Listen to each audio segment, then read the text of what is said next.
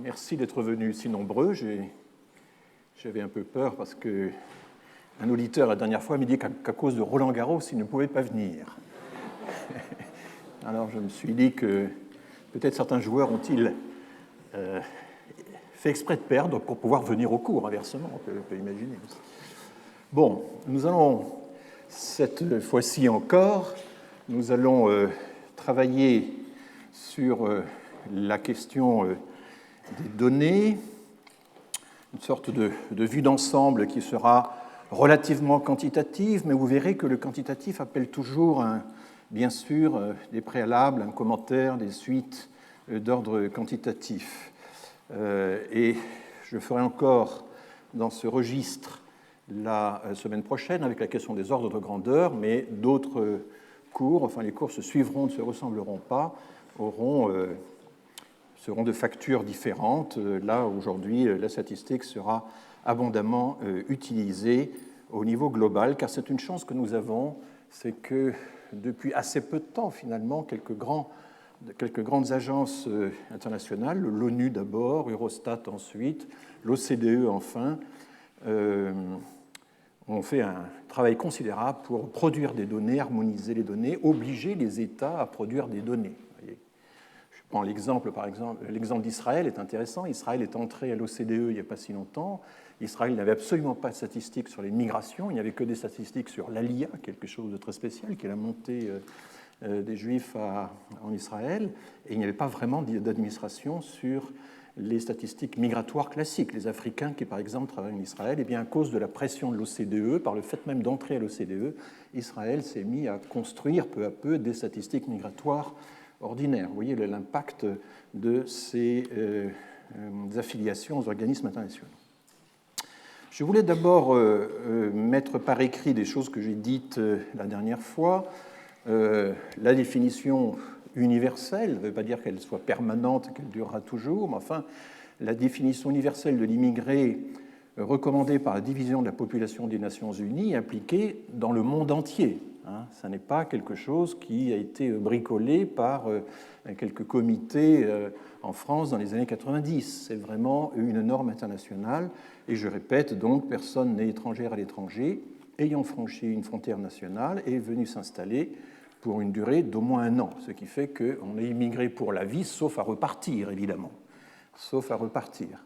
Quel que soit ensuite l'accès éventuel à la nationalité. Et alors, ce qui est intéressant dans le phénomène migratoire, c'est par définition le fait qu'il soit multidimensionnel. J'énumère ici une longue série de dimensions du phénomène migratoire. Et je voudrais aussi insister sur le fait que l'immigration, c'est à la fois un facteur de peuplement et une circulation. Il y a une tendance aujourd'hui chez les chercheurs, depuis une vingtaine d'années, à opposer la théorie de la migration comme circulation et la théorie de la migration comme facteur de peuplement. Et évidemment, la migration est fondamentale pour le démographe. L'immigration, l'apport des migrations, la différence entre immigration et migration, c'est une composante essentielle de la croissance de la population année après année. Et donc la contribution de l'immigration au peuplement, c'est une discipline un peu classique, une vision un peu classique, mais enfin, derrière cette vision surgissent immédiatement toutes les questions d'intégration, d'assimilation. On peut imaginer d'autres modèles, et j'en parlerai, comme le syncrétisme. On intervienne ici l'exploration des premières, deuxième, troisième générations, etc. Toute la question de la contribution de l'immigration à la démographie, à l'économie, au budget de l'État, qui est une question qui a été pas mal étudiée désormais, et évidemment tout l'apport culturel, social, civique, qui pour certains sont autant de menaces sur l'identité nationale, ce sont des choses dont on parlera aussi dans ce cours, pas aujourd'hui bien sûr, mais ultérieurement. Et puis face à cette approche relativement classique des migrations, a surgi, et c'est même, on peut dire, le courant majoritaire, le mainstream depuis une quinzaine d'années, aux États-Unis, en Angleterre, aux Pays-Bas, l'idée que désormais la migration, c'est d'abord la circulation, c'est la mobilité, que le migrant n'est pas seulement une victime, n'est pas seulement exploité, qu'il est également stratège. D'ailleurs, il est informé, n'est-il pas connecté? Alors, on a évidemment des interrogations sur le degré exact de connexion des migrants, puisqu'en fait, la fracture numérique traverse aussi le monde des migrants. Mais enfin, c'est une vision plus positive de la migration, pas simplement la migration comme apport un peu utilitaire au renouvellement des populations, mais la migration comme facteur d'innovation, de renouvellement et comme défi aux États westphaliens, comme on dit, défi à la souveraineté classique des États. Il y a parfois même dans cette théorie une héroïsation du migrant perçu comme étant le micro-acteur capable de remettre en cause les pesanteurs de la mondialisation. Je pense qu'il faut en réalité unifier tout cela et qu'il ne faut absolument pas verser dans le travers qui consisterait à séparer ces deux approches et surtout pas à les séparer en spécialisant les disciplines.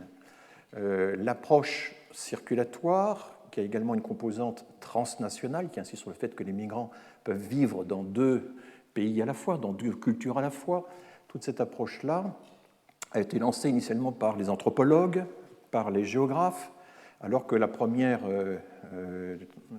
courant relève plutôt des démographes ou des historiens. Il faut en réalité unifier toutes ces approches, toutes ces disciplines, et c'est une des ambitions lointaines qui me guidera dans les années qui viendront. Donc, et tout ceci, bien sûr, en essayant de faire appel, non pas d'organiser ça soi-même, mais de faire appel à un large éventail de disciplines. Nous avons pour ce faire aussi des sources qui sont donc de plus en plus disponibles, de mieux en mieux exploitées. Il y a effectivement le traitement administratif des flux et des stocks. Alors je suis désolé, mais les démographes utilisent cette métaphore du flux et du stock de façon récurrente. Lors du débat sur la loi Asile et Migration l'autre jour, alors qu'un député un peu au hasard parlait du stock des migrants, un représentant de l'outre-mer s'est profondément indigné qu'on puisse utiliser le mot stock à l'égard des êtres humains. Il avait lu Coq en stock d'Hergé et pour lui, stock était forcément une objectivation déshumanisante de la migration. Bon, je connais par exemple très bien Damien Carême, le maire de Grande-Synthe, quand il me parle de la façon dont il essayait de réguler les flux dans la cité qu'il avait montée pour humaniser le camp. Il parle toujours de, voilà, j'observais la jauge, je regardais si le niveau baissait, montait. Bon, il a un vocabulaire de ce genre, mais quand il faut un petit peu objectiver les questions et parler technique, ce genre de vocabulaire est indispensable. Et flux et stock, c'est un vocabulaire qui ne concerne pas seulement la migration, mais qui concerne également toutes les autres composantes de la migration, qu'il s'agisse des naissances, des décès, des unions, etc. Donc voilà, alors je mets des guillemets néanmoins, et il va falloir qu'on s'habitue de temps en temps, j'en ferai un usage quand même limité et avec le recul nécessaire de ces notions. D'où sait-on tout ce que l'on sait sur l'immigration? Il faudrait un cours entier pour parler des sources, et c'est très bien fait maintenant dans les publications de l'OCDE qui étudie tout ça en détail. On a des recensements. Dans la plupart des pays du monde, les recensements se font tous les 10 ans. C'est un rythme décennal qui est calqué sur celui des États-Unis, puisque le rythme décennal du recensement est figé dans la Constitution américaine depuis la fondation des États-Unis. Et donc on suit ce rythme décennal. En France, pendant longtemps, on avait un rythme quinquennal, toutes les années en 1 et en 6, jusqu'à la Seconde Guerre mondiale. Et puis ensuite, pour des raisons financières, des raisons aussi de mobilisation du personnel municipal dans les années d'élection, on n'a pas respecté une régularité dans le recensement. Et on a eu des intervalles de 6, 7, 8, 9 ans, et assez irréguliers. Tout ceci maintenant est terminé, puisque nous avons un recensement tournant qui recense une fraction de la population chaque année. Un système tout à fait à part. Donc, il y a la possibilité d'utiliser les recensements. Il y a des registres de population. Je rappelle qu'en France, nous n'avons pas de registre de population. C'est-à-dire qu'il n'existe pas de registres municipaux dans lesquels on inscrit d'office les entrées et les sortants des habitants. Il y a 3 ou 4 pays en Europe qui n'ont pas de registres municipaux de population. La Grande-Bretagne n'en a pas. Le Portugal n'en a pas davantage. La France, les États-Unis n'ont pas non plus de registre de population, mais tous les autres pays européens ont des registres, qui sont des registres, ce sont les pays où la déclaration de changement de commune, de changement de domicile est obligatoire. Et donc, si par exemple vous allez déménager aux Pays-Bas, au bout de 3 mois, le délai est assez court, vous devez vous inscrire, si vous êtes étranger, sur le registre de population en tant qu'étranger, et c'est cela qui vous donne une citoyenneté municipale, et cette citoyenneté municipale vous donne ensuite droit à tout. Au fluide, à l'électricité, à l'eau courante, mais aussi à ouvrir un compte bancaire, à l'école pour vos enfants, etc. L'ensemble des droits sociaux, mais aussi matériels, en quelque sorte, dans la plupart des pays européens, notamment les pays du Nord, passent par l'obtention d'une citoyenneté municipale. Ça n'existe pas en France. Ce n'est pas parce que vous êtes citoyen d'un lieu que vous avez droit ou pas à la sécurité sociale.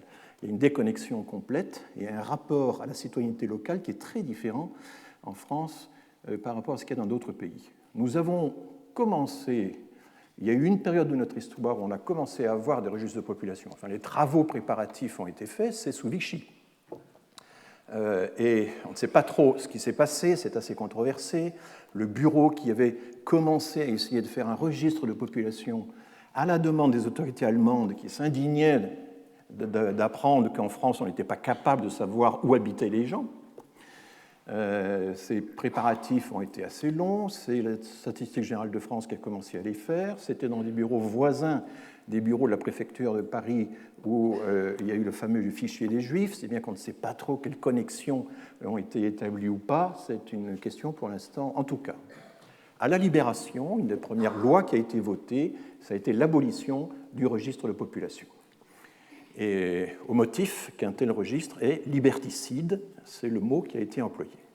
Et donc depuis cette époque, nous n'avons pas en France de registre de population, et ni l'INSEE, l'Institut de la statistique, ni l'INED, l'Institut d'études démographiques, n'ont jamais réclamé l'instauration d'un tel registre. On s'en passe, les données sont moins bonnes faute de registre, c'est entendu, et les des projets de loi qui ont été, propositions de loi plutôt, qui ont été déposées par des députés ou des sénateurs, il y en a 7 ou 8 depuis la guerre, pour instituer un registre de population au motif que ce sont les maires qui connaissent le mieux les populations et qui donc pourraient par ce biais-là également saisir la population étrangère, eh bien, toutes ces propositions ont échoué, notamment parce que le Conseil d'État s'est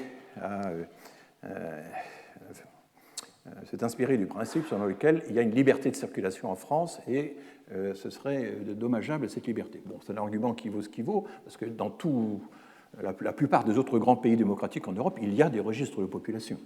Dans les pays scandinaves, par exemple, ces registres sont eux-mêmes liés à d'autres registres comme les registres de l'état civil, du fisc, du service militaire, le registre du cancer, les impôts. C'est bien que dans un pays comme la Finlande, si vous faites un excès de vitesse, le policier a accès à votre fichier et il vous met une amende qui est proportionnelle à vos revenus parce que les fichiers sont interconnectés. Nous n'avons pas ça en France, et si nous avions le 10e de ça en France, évidemment, tout le monde pousserait un tollé, et je crois à juste titre. Donc, il y a en fait en France, il faut le savoir, un encadrement statistique de la population qui est relativement libéral par rapport à ce qui existe dans la plupart des pays voisins. Il y a des registres de population en Italie, l'anagrafe, il y en a en Espagne, ça s'appelle le padrón de habitantes, le patron ou le paterne des habitants, de qualité assez inégale selon les endroits, mais en Espagne, par exemple, il y a toute une exploitation des données sur les travailleurs étrangers, sur les immigrés, qui vient du cumul des registres de population. Donc nous n'avons pas en France de registre de population, nous avons simplement le recensement et de grandes enquêtes, comme l'enquête emploi, qui concerne quand même 90 000, 100 000 personnes chaque année. Alors bien sûr, il y a un fichier spécifique, ce sont les fichiers des titres de séjour, et nous en parlerons.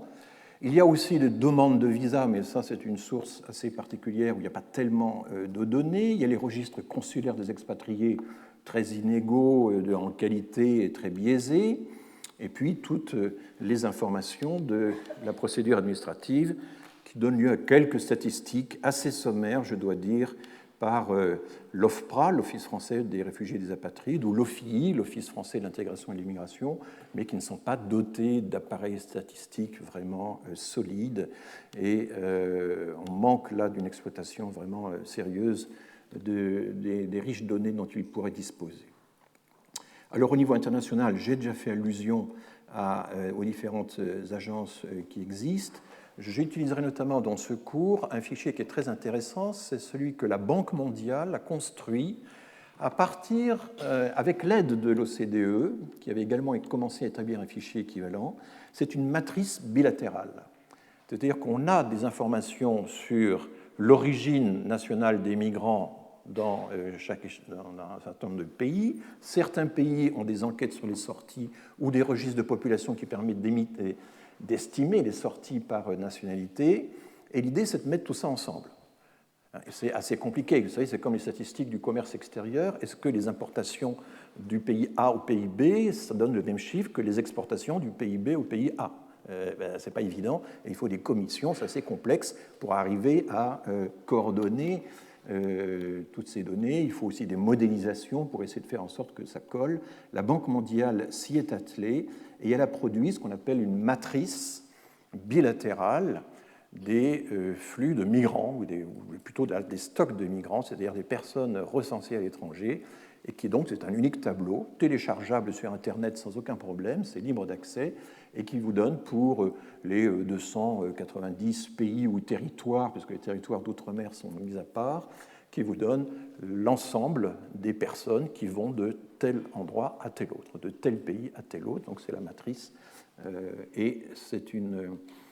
Du coup, ça révise à la hausse un certain nombre d'estimations faites au niveau national. Voilà. Il y a aussi des statistiques privées qui peuvent être intéressantes. La Western Union, quand elle, ce n'est plus le cas vraiment maintenant, mais quand elle recueillait toutes les remises financières des migrants, avait des sources intéressantes. La IATA, par exemple, les transporteurs aériens ont également des données qui ont été récemment exploitées par les chercheurs d'Oxford. Il y a toutes les données des marriage brokers, c'est-à-dire des courtiers en mariage qui officient aux États-Unis, qui sont extrêmement puissants. Il y a une loi sur le fonctionnement des marriage brokers aux États-Unis, et ils ont beaucoup de données sur la migration matrimoniale entre, par exemple, la Colombie et les États-Unis. Bon. Donc, ce sont souvent des chercheurs qui, ça et là, les économistes particulièrement, sont doués pour aller dénicher ces données et les exploiter. Et puis, il y a évidemment les big data, les nouvelles technologies qui commencent à se répandre et dont on pourrait peut-être avoir un jour quelques résultats. Une nouveauté intéressante, importante, et en même temps, alors j'en parlerai à la fin de ce cours, c'est l'existence maintenant d'enquêtes mondiales, l'enquête Gallup, l'enquête du Pew Center, qui donc ont des sondages dans plus d'une centaine de pays dans le monde entier, qui permettent de faire des comparaisons internationales, qui valent ce qu'elles valent, mais qui sont en même temps extrêmement précieuses, parce que souvent il n'y a rien d'autre. Alors, je vais commencer par une diapositive que j'avais déjà utilisée lors de la leçon inaugurale. Je rappelle qu'on a maintenant une compilation des migrants internationaux réalisée à travers tous les recensements ou par estimation sur des enquêtes quand il n'y a pas de recensement. Et cette compilation existe depuis les années 50. Et depuis les années 50, le nombre absolu de migrants a fortement progressé. Il a surtout progressé en 90, mais ça c'était un peu artificiellement à cause des frontières nouvelles qui ont été créées par la dissolution du bloc soviétique, qui ont créé en quelque sorte les frontières qui sont déplacées et pas les personnes, et ça a créé un nombre supplémentaire de migrants. Et donc, pour les besoins de la comparaison, il est mieux de commencer une série relativement homogène à partir de 90. On arrive actuellement, l'estimation, à 257,7 millions de migrants. C'est évidemment une fausse précision. La banque de données bilatérale de la Banque mondiale, qui a bouché un certain nombre de trous, de lacunes, arrive à un chiffre un peu supérieur. Elle est plutôt à 266 millions de migrants qu'à 258. Mais enfin, tout cela, par rapport aux 7,5 milliards d'habitants de la planète, ça ne fait jamais que 3,4 ou 3,5% de la population mondiale. Et ça, c'est une première surprise. Comment se fait-il qu'au total, il y ait si peu de migrants dans le monde? Alors, je rappelle juste que quand on a des données mondiales comme celle-là, l'organisme qui a essayé de les établir s'efforce le plus possible d'avoir des données sur les personnes nées à l'étranger. C'est le critère du foreign born. Et lorsque ces données manquent, et c'est de moins en moins le cas, lorsque ces données manquent, alors à défaut, on se reporte sur le nombre d'étrangers. Mais dans l'immense majorité des cas, désormais, ces statistiques se fondent sur le nombre des personnes nées à l'étranger et non pas des personnes actuellement de nationalité étrangère. Alors, j'ai abordé dans la leçon la question de savoir, et je reviendrai, pourquoi est-il si peu de migrants? Parce que la migration est un acte difficile, elle n'est pas si simple. Il faut avoir non seulement des aspirations, mais des ressources correspondant à la réalisation de ces aspirations. Et c'est ce que nous allons voir indirectement en regardant toute une série de données.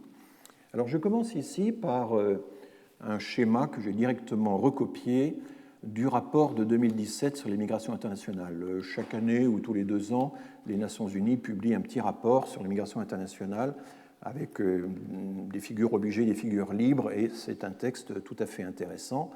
Et il y a aussi l'OCDE qui publie son rapport SOPEMI, le rapport sur les migrations internationales, mais centré uniquement sur les pays de l'OCDE.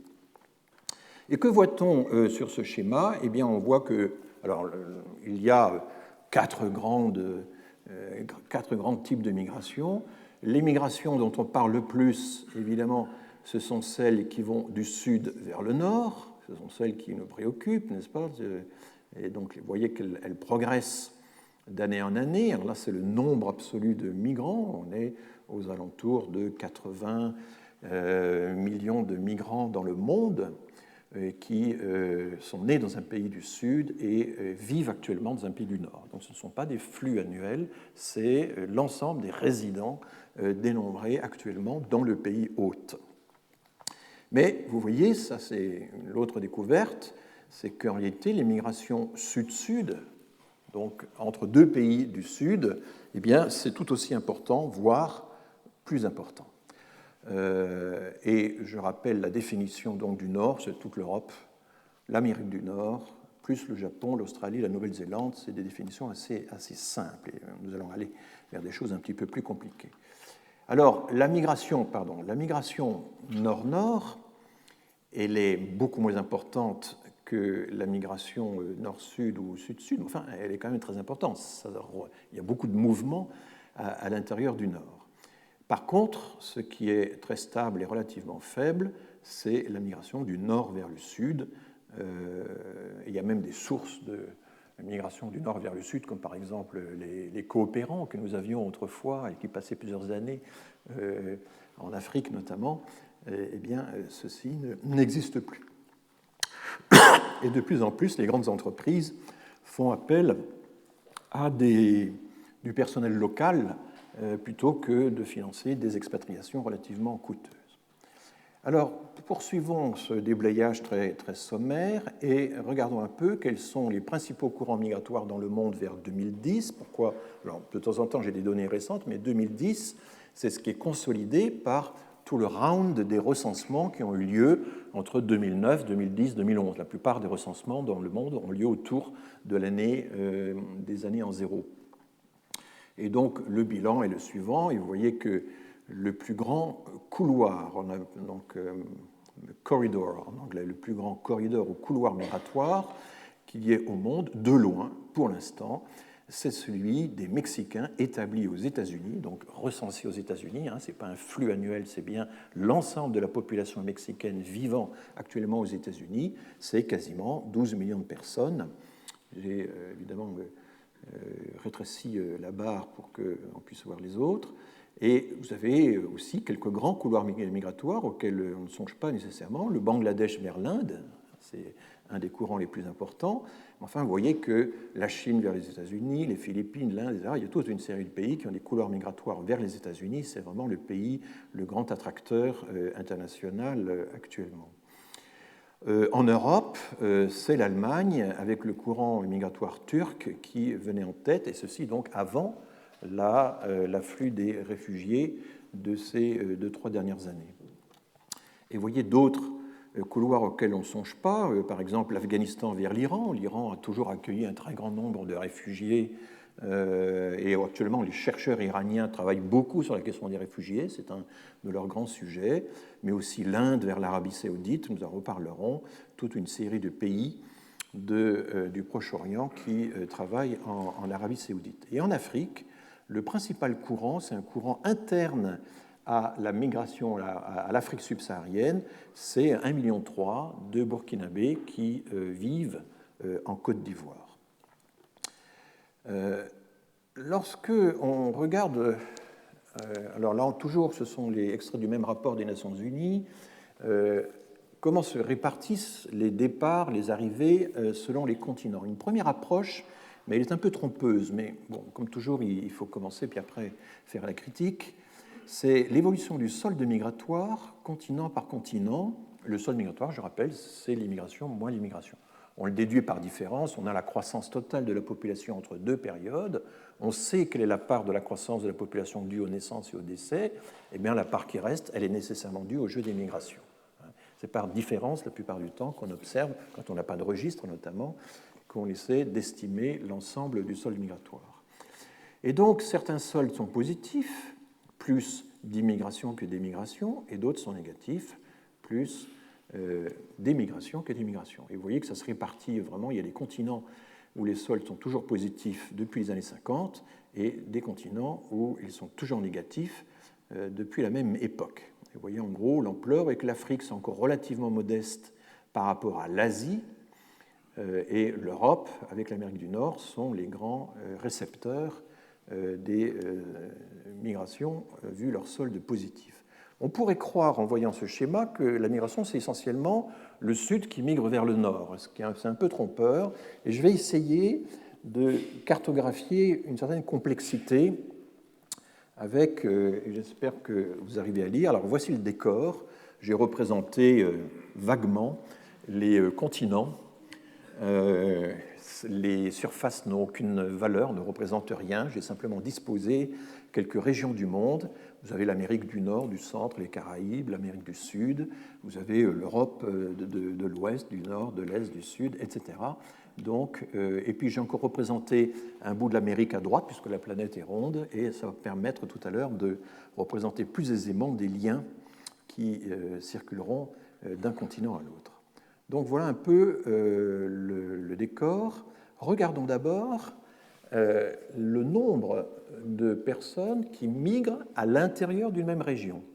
Elles ont émigré, elles ont changé de pays, mais elles restent dans la même région. Par exemple, vous voyez que l'Afrique de l'Ouest, et on compte 6,7 millions d'Africains de l'Ouest qui ont migré dans un autre pays d'Afrique de l'Ouest.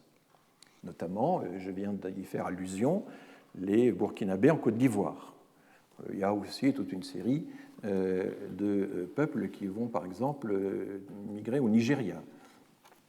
Ça fait 6,7 millions de personnes, donc un remuement de personnes considérable, dont on parle assez peu, que connaissent bien les chercheurs de l'IRD, l'Institut de recherche pour le développement, qui en parlent beaucoup, c'est un de leurs grands sujets. Vous remarquerez que l'Afrique de l'Est a également un grand nombre, des chiffres très importants d'immigration intérieure. L'Afrique de l'Est, c'est l'Érythrée, le Kenya, la Somalie, Djibouti, etc. Et il y a également des déplacements considérables. En Europe, c'est surtout en Europe orientale, en Europe de l'Est, que vous avez un très grand nombre de déplacements. Alors, il y a beaucoup là de déplacements des Ukrainiens vers la Pologne, les Lituaniens vers la Pologne, il y a les Slovaques vers la Hongrie, etc. Ce sont tous ces déplacements-là. Ça fait 11 millions de personnes. Il y a ces territoires ont un peu la réputation d'être rebelles à toute immigration venant de l'extérieur, mais il y a quand même une immigration considérable à l'intérieur de l'Europe orientale, et ce sont des peuples qui, évidemment, de par leur histoire, ont été également habitués à pas mal de migrations plus ou moins forcées. En revanche, l'Europe de l'Ouest, finalement, pratique assez peu la migration inter-européenne, intra-européenne à l'intérieur de l'Europe de l'Ouest. Et vous voyez que l'Amérique du Nord, très peu aussi. Pourquoi? Parce qu'il n'y a que le Canada et les États-Unis. Et entre le Canada et les États-Unis, finalement, ça circule peu. Il n'y a qu'un peu plus d'1 million de personnes qui sont soit des Canadiens vivant aux États-Unis, soit des Américains vivant au Canada. Bon. Ça ne donne pas une idée de la mobilité réelle, puisque, en gros, en Amérique du Nord, il y a à peu près 2 fois plus de mobilité résidentielle qu'en Europe. Il y a une grande circulation. Mais là, nous parlons de migration internationale, donc un changement de pays, un passage de frontières. Une autre zone du monde, et en réalité celle où il y a le plus de migration interne, c'est l'Asie, et notamment l'Asie occidentale, comme disent Western Asia, c'est-à-dire en fait ce que nous appelons le Proche-Orient, voire le Moyen-Orient, où là évidemment, notamment en raison des conflits, des guerres, vous avez un très grand nombre de migrations, et c'est là-dedans que se retrouvent par exemple les Syriens réfugiés au Liban, les Irakiens réfugiés, les Afghans réfugiés au Liban, en Jordanie, etc., se trouvent là. Et puis l'Asie du Sud, qui comprend l'Inde, le Bangladesh, le Sri Lanka, là aussi se caractérise par une circulation considérable. Voilà un peu donc le décor, et je voulais d'abord vous parler de ces migrations qui sont internes aux régions. Et alors maintenant, si on essaie de regarder un peu les migrations inter-régions, voilà en gros ce que ça donne. Alors c'est toujours difficile de faire quelque chose qui ne soit pas un petit peu confus, mais vous voyez d'abord que ce qui frappe dans un tel schéma, indépendamment de l'analyse détaillée qu'on pourrait faire, c'est à quel point l'Afrique est pour l'instant isolée. Alors attention, il ne s'agit pas des flux annuels récents, il s'agit de l'ensemble des personnes qui actuellement résident, n'est-ce pas, dans une autre région du monde. Et donc, c'est évidemment l'accumulation de tout ce qui s'est passé depuis plusieurs décennies dans l'histoire de ces pays. Mais vous voyez qu'au total, ce qui se passe en Afrique, c'est essentiellement de la migration interne. Interne à l'Afrique de l'Ouest, interne à l'Afrique de l'Est, un petit peu à l'Afrique centrale. Le Maghreb, lui, connaît très peu d'immigration interne. Il y a très peu de Marocains qui migrent en Tunisie ou en Algérie, ou d'Algérie en Tunisie ou au Maroc. Il y a un cloisonnement de ces 2 pays dont les migrations sont orientées donc vers le nord.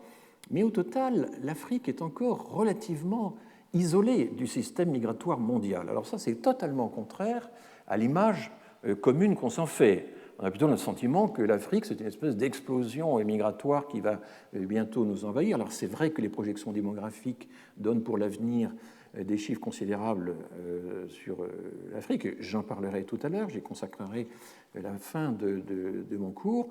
Mais il faut comprendre que c'est surtout en Asie, en Amérique du Nord, secondairement en Europe, que se concentrent les grands flux migratoires. Là, je ne parle pas de taux d'émigration, de propension à émigrer, je pars pour l'instant des chiffres absolus. Et tous ces chiffres que vous voyez là, ce sont des millions de personnes. Le flux le plus important qu'on avait repéré, un des flux les plus importants, c'est évidemment l'Amérique centrale vers l'Amérique du Nord, essentiellement les Mexicains, mais pas uniquement, il y a tout le Salvador, le Nicaragua, etc., qui y contribuent. Les Caraïbes vers l'Amérique du Nord, c'est important également, et vous voyez que l'Amérique du Nord attire toute une série d'autres flux. Mais pour l'instant, le flux le plus important au monde, dont on parle très peu en France, qui ne nous intéresse pas du tout, c'est celui finalement de l'Asie du Sud vers les pays du Golfe. Et là-dedans, vous avez les Indiens, les Bangladais, etc., vers le Koweït, l'Arabie saoudite, enfin, ce sont des flux absolument considérables, des flux de migration de travail essentiellement, avec très très peu de familles. J'ai représenté à droite donc une réplique de l'Amérique qui montre aussi l'importance des flux qui vont de l'Asie vers l'Amérique. Alors, que se passe-t-il en Europe? On a, et ceci est intéressant, et là aussi, ce n'est pas quelque chose qui est au centre de l'image qu'on se fait des migrations, il y a beaucoup d'échanges entre l'Europe orientale, l'Europe de l'Est, et l'Asie centrale. L'Asie centrale, c'est le Caucase, le Tadjikistan, le Turkménistan, l'Azerbaïdjan, etc., enfin bon, le Kazakhstan.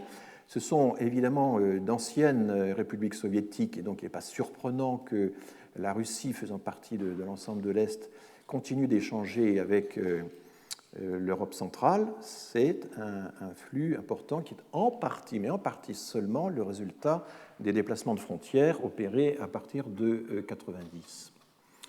Et puis, vous avez un flux d'Europe de l'Est vers l'Europe de l'Ouest. Donc, et là, ce sont les Polonais, les Hongrois, les Slovaques vers la Grande-Bretagne. C'est eux qui pèsent essentiellement dans cette migration. Et puis, l'Europe du Sud vers l'Europe de l'Ouest, donc tout ce qui est Portugal, Espagne, Italie, Grèce, etc., qui a été une migration relativement importante et qui fait qu'aujourd'hui encore, vous avez un grand nombre de gens qui, vivant dans les pays de l'Ouest, sont nés en réalité en Europe du Sud. Voilà un peu, vraiment à très grands traits, une image des grands flux. Donc vous voyez que le Golfe est un grand attracteur, l'Europe aussi. Il y a quand même beaucoup de choses qui se passent à l'extrémité orientale de l'Europe, et puis bien sûr les États-Unis qui restent tout à fait centraux. Alors, oui, je voulais revenir sur la grande différence qu'il y a entre... Donc il y a un flux du Maghreb vers l'Europe de l'Ouest, 3,5 millions de Maghrébins vivent dans les différents pays d'Europe de l'Ouest actuellement, mais ce n'est pas à l'échelle mondiale un des flux les plus importants. Ce n'est pas quelque chose qui, voilà, pour un être extérieur, du point de vue de Sirius, on débarque, on découvre ça, bon, on n'a pas l'attention attirée par les flux du Maghreb sur l'Afrique, et encore moins par ceux du Maghreb vers l'Europe de l'Ouest, et encore moins par ceux de l'Afrique vers l'Europe de l'Ouest. Je n'ai représenté ici, je respectais un seuil, que les flux qui dépassent au moins 1 million de personnes.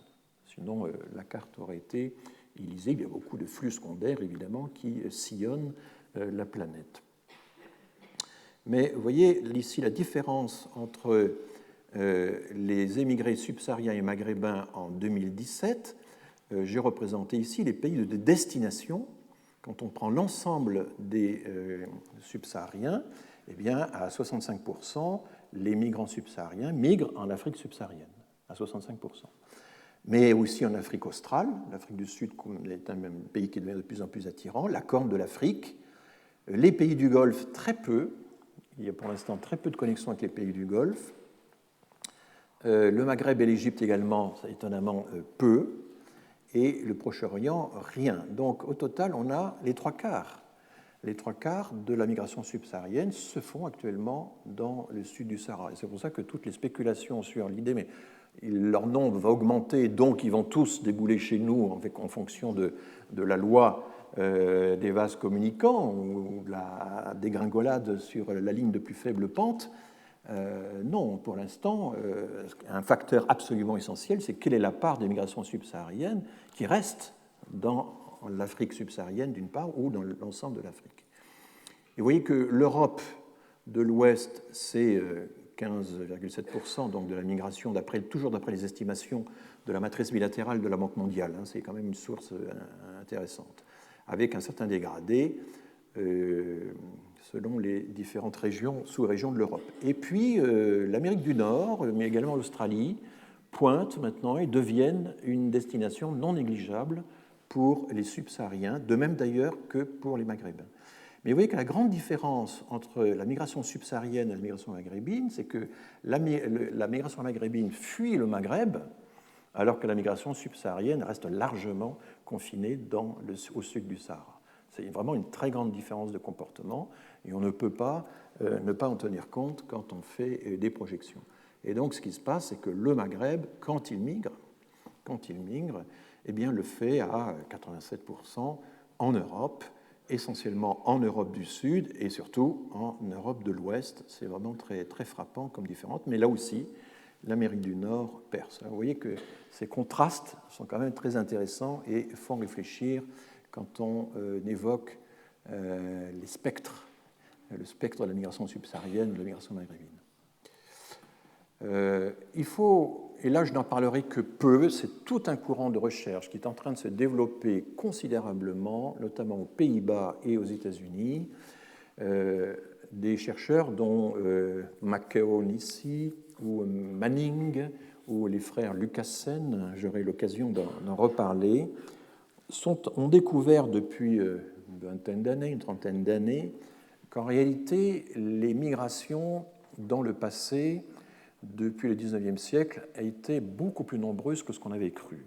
On avait une sorte de biais nord-américain. On était attiré évidemment par la migration européenne vers l'Amérique du Nord, par en gros les presque 60 millions d'Européens qui avaient migré de 1850 avant la guerre de 14 et qui représentaient des chiffres considérables. Évidemment, c'est le modèle auquel nous pensons tous, mais ces auteurs insistent beaucoup sur d'autres types de migration parce qu'ils ont découvert des sources qui sont en fait des sources maritimes, portuaires, des registres portuaires, et qui permettent maintenant de savoir eh bien, qu'à la même époque, il y a eu, de la part des Russes, de la part de toute l'Asie du Nord-Est, des migrations considérables. Une cinquantaine de millions de personnes sont allées en Sibérie, en Mandchourie, secondairement au Japon. Alors les Japonais, à leur époque militariste, avant la guerre, avaient eux-mêmes organisé des remuements de population considérables. Aujourd'hui, ils ont très peu d'immigration, ça commence un peu et ils ne cessent d'en débattre, et aussi très peu d'émigration. C'est un grand pays mobile, mais en réalité, pendant toute la période qui a précédé l'après-guerre, le Japon a organisé lui-même des mouvements forcés de millions de personnes. C'est un cas tout à fait intéressant. Mais vous voyez aussi que l'Inde et le sud de la Chine, notamment les provinces du Guangdong, du Fujian, ont alimenté des quantités considérables de migration, de coulis, de travailleurs chinois, etc., du travail plus ou moins forcé, avec des contrats draconiens, vers l'Asie du Sud, vers alors les Mascareignes, c'est-à-dire la Réunion, l'île Maurice, enfin, nous avons énormément utilisé toute cette main-d'œuvre indienne. Voilà. Et tout ça, ça représente encore 29 millions de personnes, 19 millions de personnes. Vous voyez, ce sont des chiffres absolument considérables. Donc l'Europe n'a pas été évidemment l'unique source d'émigration du XIXe siècle. L'Europe surpeuplée n'a pas été la seule source d'immigration dans le monde. Alors, essayons de voir un petit peu maintenant comment la migration circule selon les pays en fonction d'un certain nombre d'indicateurs. Il y en a toute une série. Je ne vais pas utiliser l'indice de développement humain, j'aurais dû, mais je n'ai pas eu le temps de faire construire les graphiques correspondants.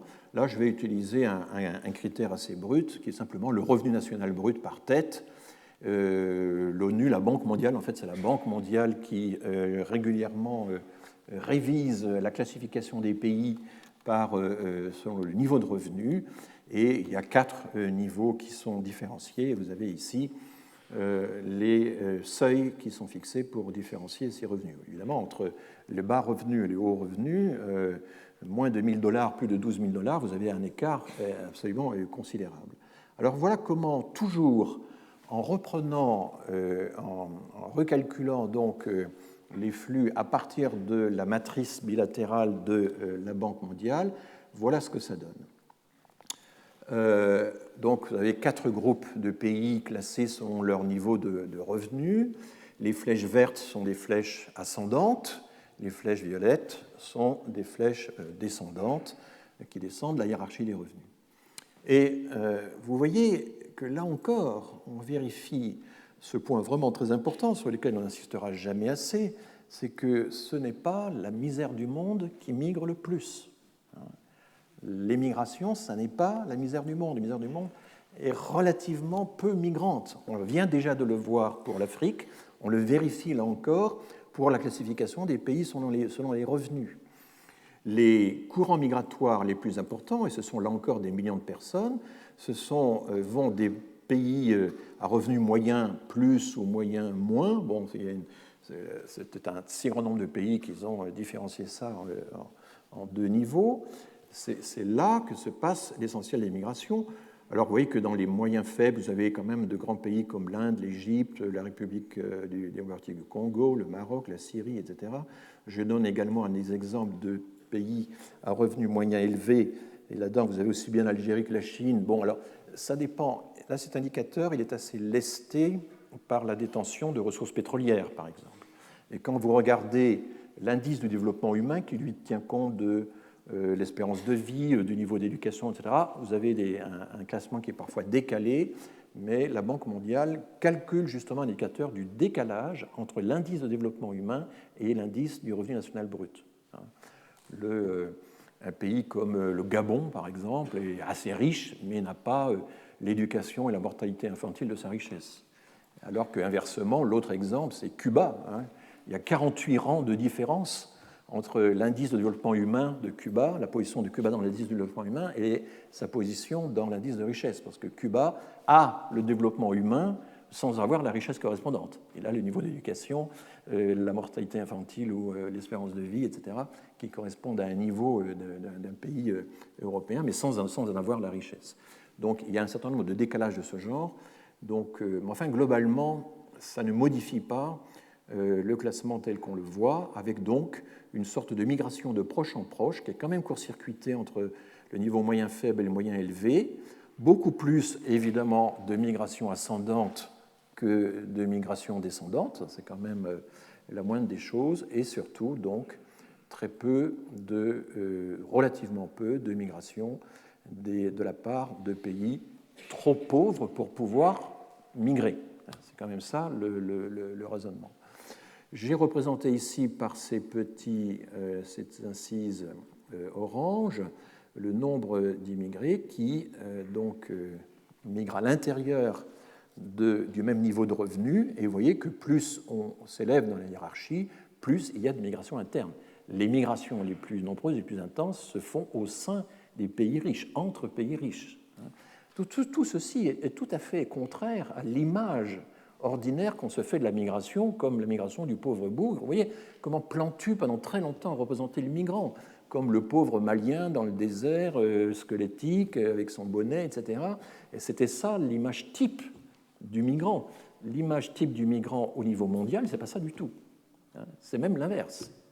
Voilà. Mais bien sûr, il y a plusieurs sortes de migration, et il y a aussi une migration qui va directement des pays à bas revenus vers les pays à revenus élevés. Alors là, les économistes vont plus loin, et ça j'en parlerai dans un cours consacré au ressort de la migration. Après, ce qui est intéressant, c'est de savoir quel est le comportement des plus riches dans un pays pauvre, des pauvres dans un pays riche. Enfin voilà, comment la migration est-elle favorisée ou pas par le fait qu'on a une position relative dans l'échelle des revenus et qui peut varier. Et c'est assez compliqué. Il y a des pays où ce sont les plus riches parmi les pauvres qui migrent, d'autres c'est l'inverse. Enfin, le modèle n'est pas si simple. Bon, une autre façon encore, je vous abreuve de graphiques mais j'espère pouvoir vous ancrer un certain nombre d'idées fondamentales grâce par ces moyens cognitifs qui fonctionnent. Là, vous avez la distribution des destinations à origine donnée. C'est-à-dire que lorsqu'on est dans un pays à bas revenu, comment se répartissent les migrations? Le total est à 100% en ligne. Comment se répartissent les migrations entre les différents autres revenus? Donc, vous voyez que là, par exemple, quand on est dans un pays à bas revenu, eh bien, la migration la plus fréquente, c'est celle qui va vers le niveau supérieur, et la migration vers le niveau le plus élevé reste très minoritaire. Mais vous voyez que plus on grimpe dans la hiérarchie des revenus, plus on tend évidemment à migrer vers les pays à haut revenu. Les pays à haut revenu eux-mêmes migrant évidemment à l'intérieur d'eux-mêmes selon une préférence qu'on connaît bien, que l'on comprend bien. Alors, ce que je vais maintenant vous présenter, c'est une notion un peu différente. Ce n'est pas simplement des pourcentages bruts, ce sont des surreprésentations. Quand on prend l'ensemble des migrants de la planète, les 266 millions de migrants qui ont été identifiés dans tous les recensements, les enquêtes du monde entier par la Banque mondiale, et qu'on regarde comment ils se répartissent, donc selon les couples origine-destination, et voilà, on peut voir si c'est la migration de tel pays à tel pays, ou de tel niveau de revenu à tel niveau de revenu, est surreprésentée par rapport à l'ensemble des migrations. Donc ce sont des indices de surreprésentation. Et là, par exemple, 4,9 signifie que des personnes nées dans un pays à revenu faible ont 4,9 fois plus de chances d'immigrer dans un pays à revenu faible. par rapport à l'ensemble des migrations. Voilà, ils y sont surreprésentés quasiment 5 fois.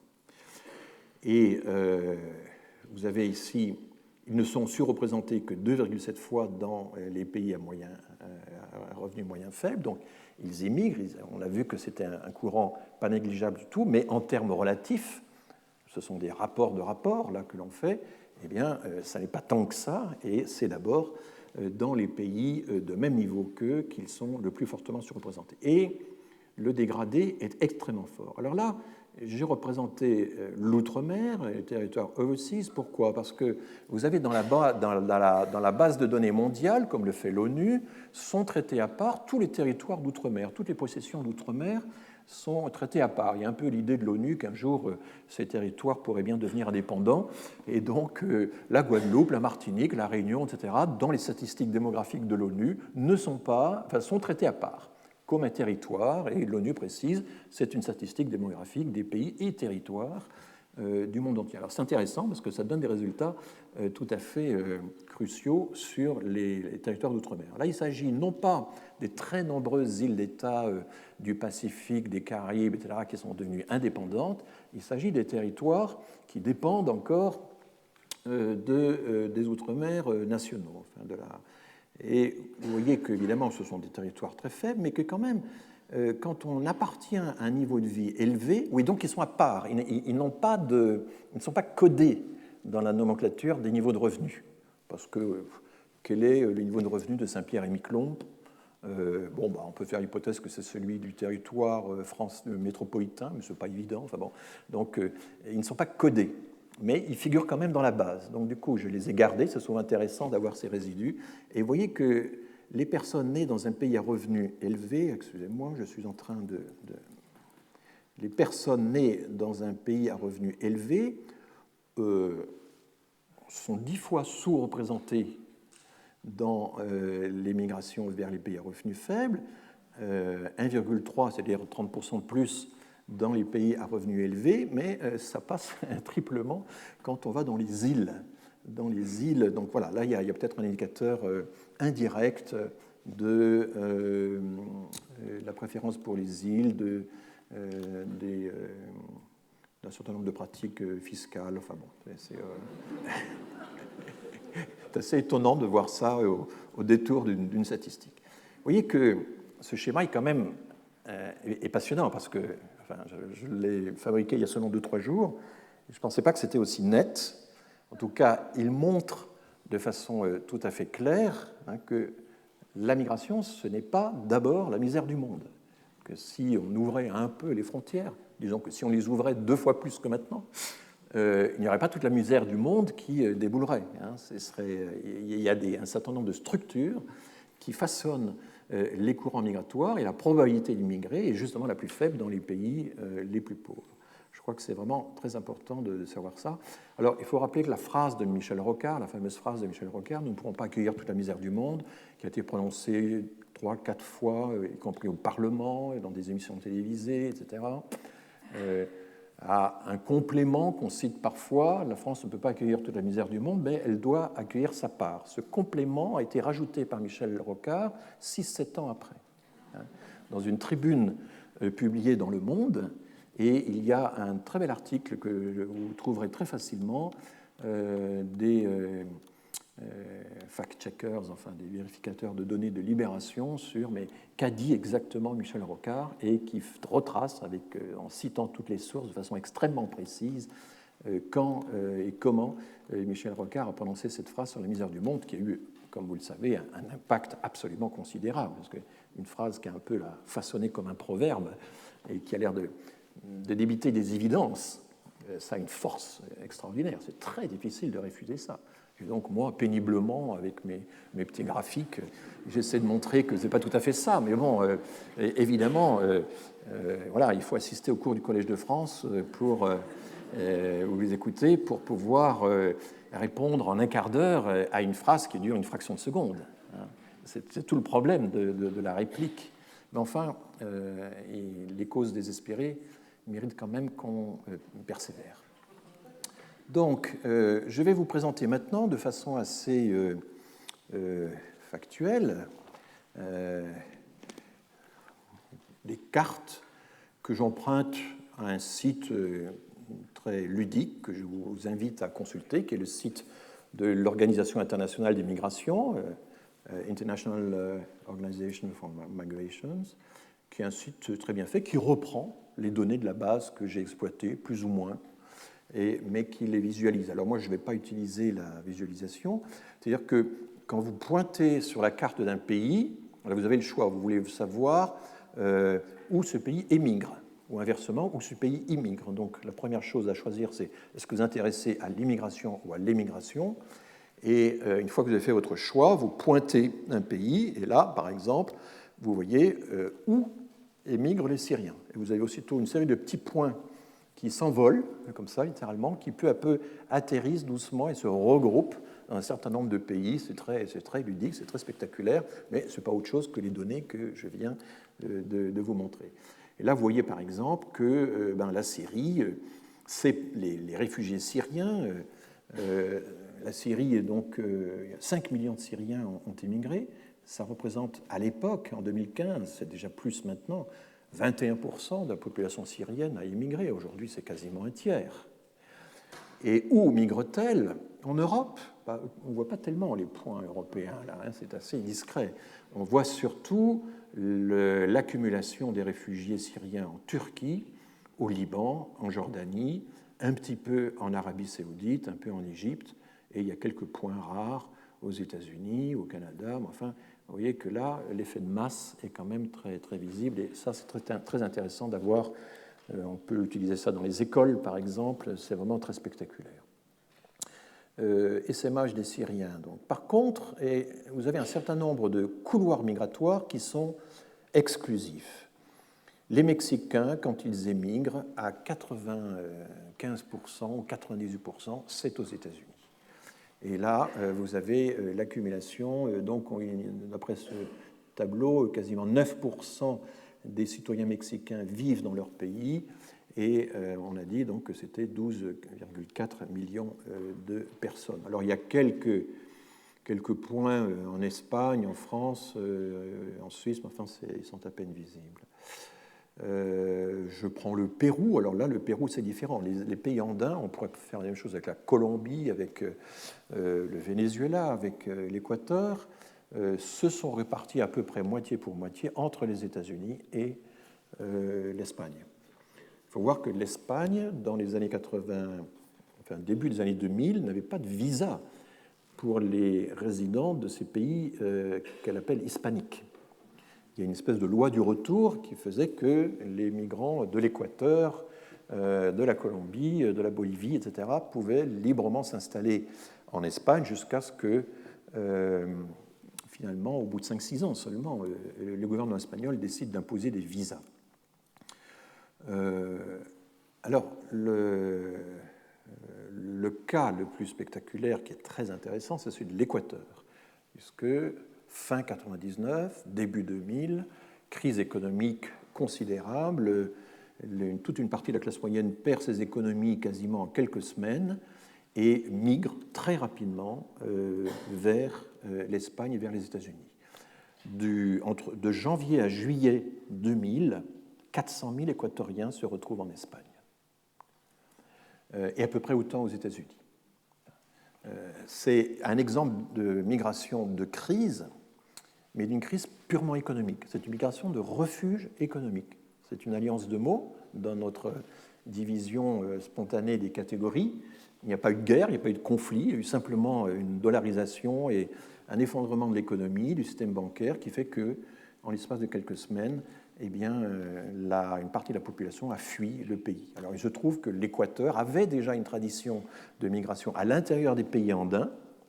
C'est une région que je connais un peu parce que j'ai travaillé en Bolivie autrefois dans ma jeunesse, alors que les Boliviens ou les Péruviens avaient pratiqué assez peu l'émigration à l'étranger. Donc, ce sont les Équatoriens qui ont le plus pratiqué ces émigrations, alors que d'autres pays soumis à l'hyperinflation n'ont pas connu les mêmes mouvements.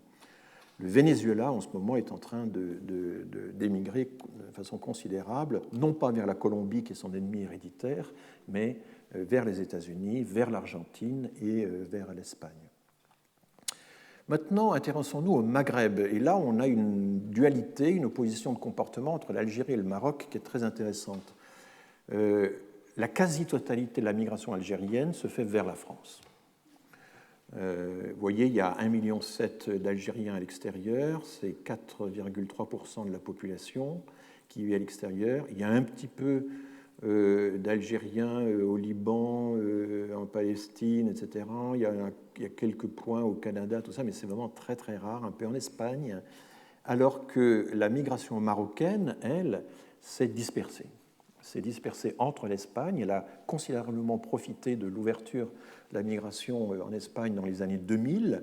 Et vous voyez que la migration marocaine en Espagne est à peu près aussi importante que la migration marocaine en France, mais l'Italie est une autre destination, et évidemment le Proche-Orient aussi. Il y a également une communauté marocaine très importante aux Pays-Bas, où elle constitue un des trois grands groupes de migrants avec les Surinamiens et les Turcs. Pourquoi les Marocains se dispersent-ils entre plusieurs destinations alors que les Algériens s'obstinent en quelque sorte à migrer vers la France? On ne peut pas l'expliquer autrement qu'en ayant recours au passé colonial, au fait que des liens ont été frayés, des liens très anciens, puisque nous avons utilisé la main-d'œuvre algérienne déjà dans les années 30, assez fortement. Ensuite, on leur accordait une liberté de circulation qui était due au fait qu'ils étaient sujets de l'Empire français, alors que les Marocains n'ont jamais eu ces facilités de circulation accordées aux Algériens. Il y a eu des efforts ensuite, après la guerre d'Algérie, à partir de 1962, très vite, les deux gouvernements se sont accordés pour essayer de limiter la migration des Algériens vers la France, sans que ça marche vraiment. Et donc, le comportement des migrants algériens vers la France est très lié aux filières qui ont été frayées de longue date vers des emplois industriels, des localités, des quartiers, etc., alors que les Marocains, eux, sont beaucoup plus libres de leur choix, et c'est en même temps une migration beaucoup plus rurale, moins urbaine, enfin c'est quelque chose d'assez différent. Donc je n'entre pas dans les détails, mais vous voyez que le simple fait de regarder ces données, tout de suite, la simple comparaison amène à réfléchir à un certain nombre de problèmes. Pourquoi dispersion dans un cas, concentration de l'autre? Pourquoi les Mexicains s'obstinent-ils à migrer aux États-Unis et pas au Canada, par exemple? Alors ils migrent au Canada, mais ils migrent au Canada à travers la migration temporaire, la migration agricole, qui est très importante, qui fait fonctionner l'agriculture canadienne dans des proportions considérables.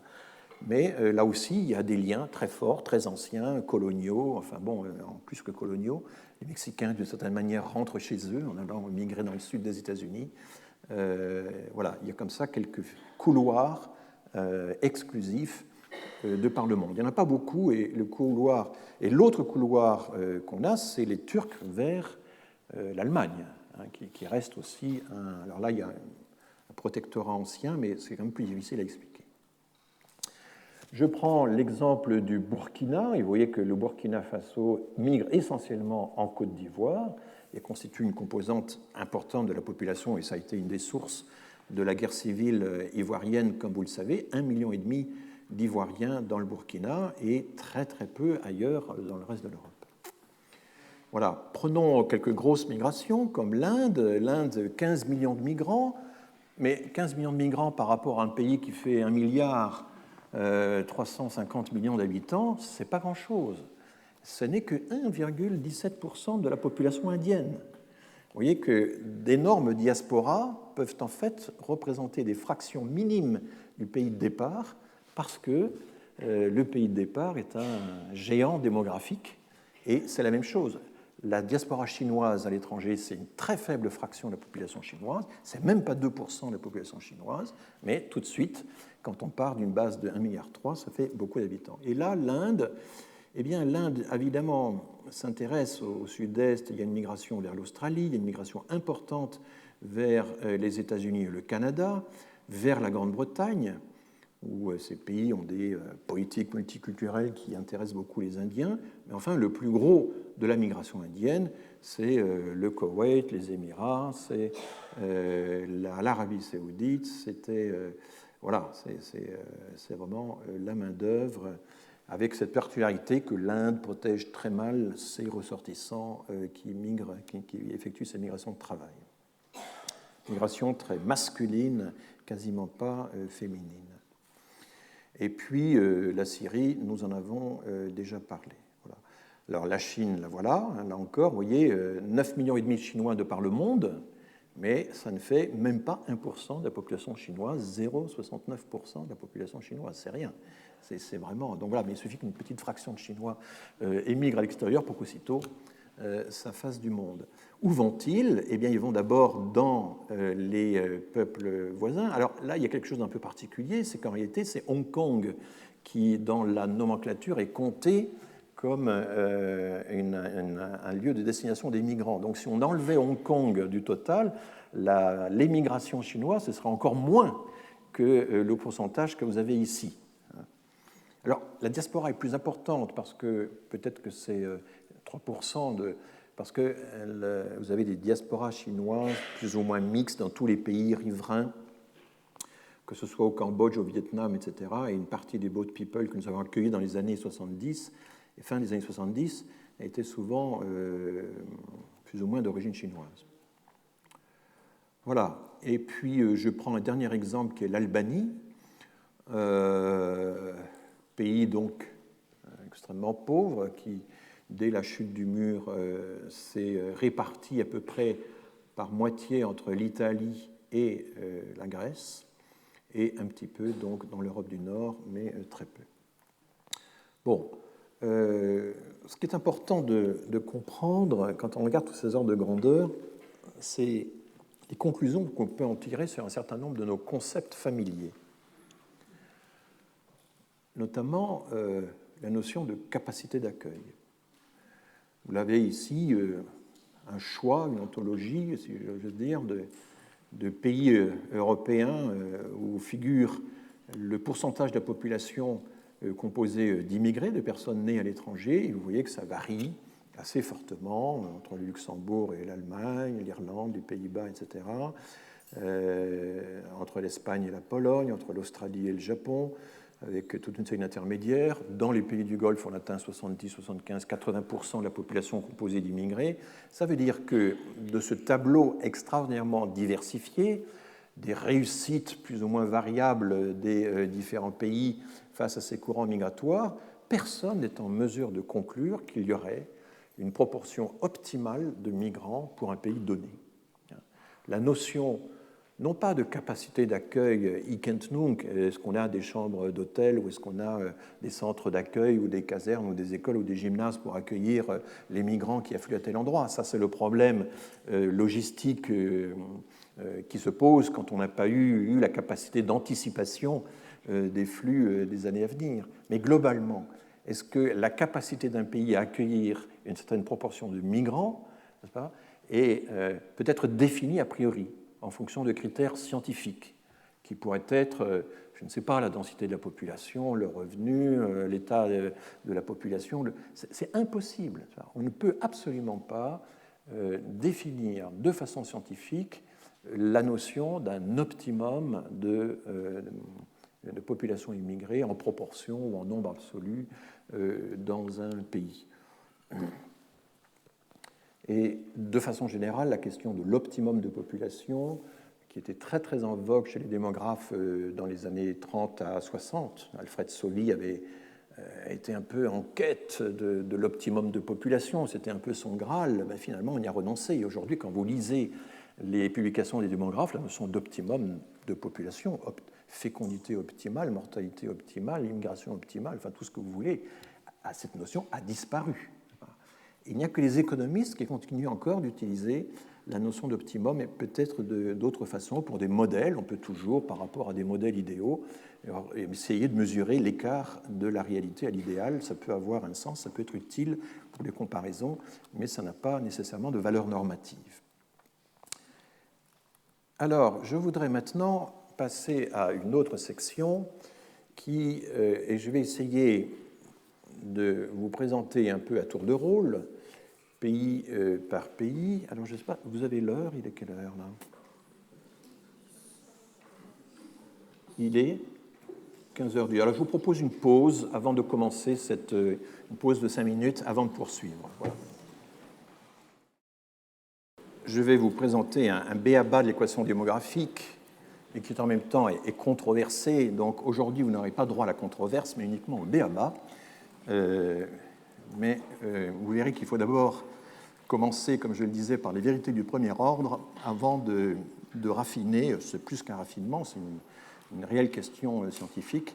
Mais enfin, il y a quelque chose de fondamental en démographie, c'est ce qu'on appelle l'équation démographique. Une population se renouvelle de plusieurs façons. Il y a le jeu des naissances et des décès, et il y a les entrées des migrants et les sorties de migrants. Avec un peu ce problème, c'est que où classe-t-on les décès de migrants? C'est une façon de sortir aussi. Et selon les auteurs, les décès de migrants sont comptés dans le solde naturel ou comme une variante, comme une composante du solde migratoire, parce que les migrants ne font pas que s'accumuler, il ne faut pas qu'entrer, une partie reparte, et en gros, ce qu'on trouve un peu partout dans toutes les migrations, de façon très générale, c'est qu'il y a à peu près un tiers des migrants qui repartent, soit parce qu'ils ont réussi, soit parce qu'ils ont échoué. C'est pas facile d'analyser ça. Mais enfin, en gros, il y a un tiers des migrants qui repartent, mais année après année, donc le solde, la différence entre les départs et les arrivées, contribue à renouveler la population en même temps qu'il y a aussi des décès de migrants et des décès de natifs. On fait souvent la comparaison d'une population avec un réservoir, mais c'est un peu plus compliqué parce que ce qui entre dans les réservoirs crée de nouvelles gouttes, si j'ose dire, n'est-ce pas? Et donc, ce n'est pas simplement des populations qu'on verse et déverse, il y a des familles qui se forment, il y a des naissances qui se font à l'intérieur, c'est pour ça que les naissances sont représentées par une espèce de mouvement qui peut être interne, mais ça peut être aussi les naissances dues aux arrivées des migrants des années précédentes. Bon. Donc, l'équation fondamentale, c'est tout simplement n-d plus i-e. Donc, les naissances moins les décès, ce qu'on appelle l'accroissement naturel ou le solde naturel, et puis i-e, ce qu'on appelle le solde migratoire. En anglais, on dit net migration, la migration nette. Et certains d'entre vous ont déjà vu quelques-uns de ces schémas, mais je vais les étendre et les systématiser. Je vais vous présenter donc dans les minutes qui suivent les composantes de l'évolution démographique dans un certain nombre de pays européens et pas seulement européens, donc en superposant deux couches, l'excédent naturel et le solde migratoire, et le total fait donc la croissance de la population. On exprime ces choses-là d'habitude en proportion, mais non pas en pourcentage, mais en pour mille, parce que les quantités sont relativement petites. Et donc, tous les schémas que je vais vous présenter sont comparables d'un pays à l'autre, ils sont à la même échelle.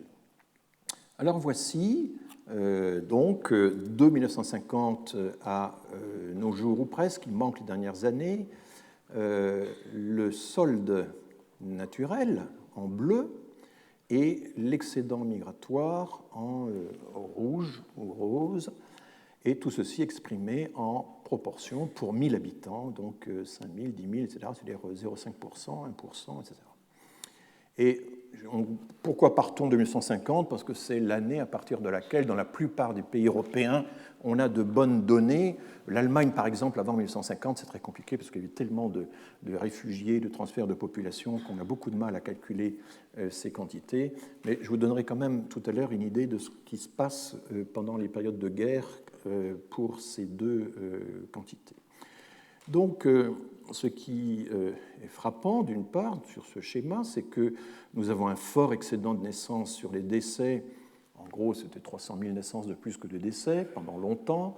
C'est la période du baby-boom, et chez nous, le baby-boom commence, alors il y a une controverse, mais enfin, il a ses débuts un peu pendant la guerre, mais c'est surtout en 1946 qu'il éclate au grand jour. Et puisqu'en 1946, on a tout d'un coup 200 000 naissances de plus que l'année précédente. On a à peu près 800 000 naissances au lieu de 600 000. C'est un écart énorme, absolument considérable. Et ce qui est très intéressant, c'est de voir que Alfred Sauvy, qui venait... Ah, pardon. Excusez-moi. J'ai oublié d'appuyer sur le... Il faut me faire remarquer ces choses-là. Ça change tout, on ne voit plus rien. C'est bon. Ça va? N'hésitez pas à me rappeler à l'ordre, s'il le faut. C'est bon. Donc, oui, le baby-boom dure jusqu'en 73-74 en chronologie large, c'est-à-dire lorsqu'on inclut les naissances, des premières naissances du baby-boom. C'est-à-dire les filles nées pendant le début du baby-boom qui à leur tour ont des enfants, c'est encore un rebond du baby-boom, ça prolonge encore le baby-boom, il met longtemps à s'amortir à cause évidemment de l'excédent en quelque sorte de femmes en âge d'avoir des enfants créé par le premier baby-boom. Bon, peu importe. Ce qui est intéressant, c'est qu'en dans les années, fin des années 40, Alfred Sauvy, qui venait de recevoir l'INED, la direction de l'INED, ne croyait pas à la réalité du baby-boom. C'est un peu compréhensible, parce qu'il y avait tous les prisonniers de guerre, les prisonniers revenaient. Est-ce que ce surcroît de fécondité qu'on observait était le résultat du retour des prisonniers? Est-ce que c'était quelque chose de durable? Il y avait une grande incertitude. Et puis les jeunes chercheurs de l'INED, ils n'étaient pas nombreux à l'époque, disaient mais si, monsieur le directeur, on vous assure, les gens sont en train de changer de comportement. Et Sauvy ne voulait pas y croire, notamment pour une raison assez simple, c'est que si les Français se mettaient à avoir tout seuls des enfants, à quoi servait-il d'avoir un Institut national d'études démographiques? Et le baby-boom qui a failli couler l'INED l'a aussi sauvé parce que, évidemment, quelques temps plus tard, on s'est dit, mais ce surcroît de naissance, qu'est-ce que ça va entraîner pour les écoles, pour les logements, etc. Et les chercheurs de l'INED se sont mis à faire des projections sur les incidences du baby-boom pour l'école et le logement. Voilà, c'est comme ça qu'on a sauvé la maison. Bon, et très vite, l'INED, à cette époque-là, l'ONU n'existait pas. La division de la population de l'ONU n'existait pas. Donc l'INED a lancé d'elle-même une enquête internationale auprès non seulement de tous les pays alliés, mais enfin de l'ensemble des pays de la planète. Il y a plus d'une centaine de pays ont été sollicités. Et la question, c'est de savoir, mais est-ce que chez vous aussi, il y a un surcroît de naissance? Et puis un certain nombre de questions de détails. Donc c'est une espèce de première enquête internationale à une époque où on manquait cruellement de données. Et la réponse était, mais oui, c'est un phénomène assez général. Ça se passe aussi bien en Australie qu'au Canada, ça se passe dans plusieurs pays européens, etc. Pas dans les pays comme l'Espagne ou l'Italie, qui avaient encore une grande fécondité datant d'un système démographique ancien. Il n'avait pas encore accompli la première transition démographique. Mais enfin, donc, au bout de 2 ans,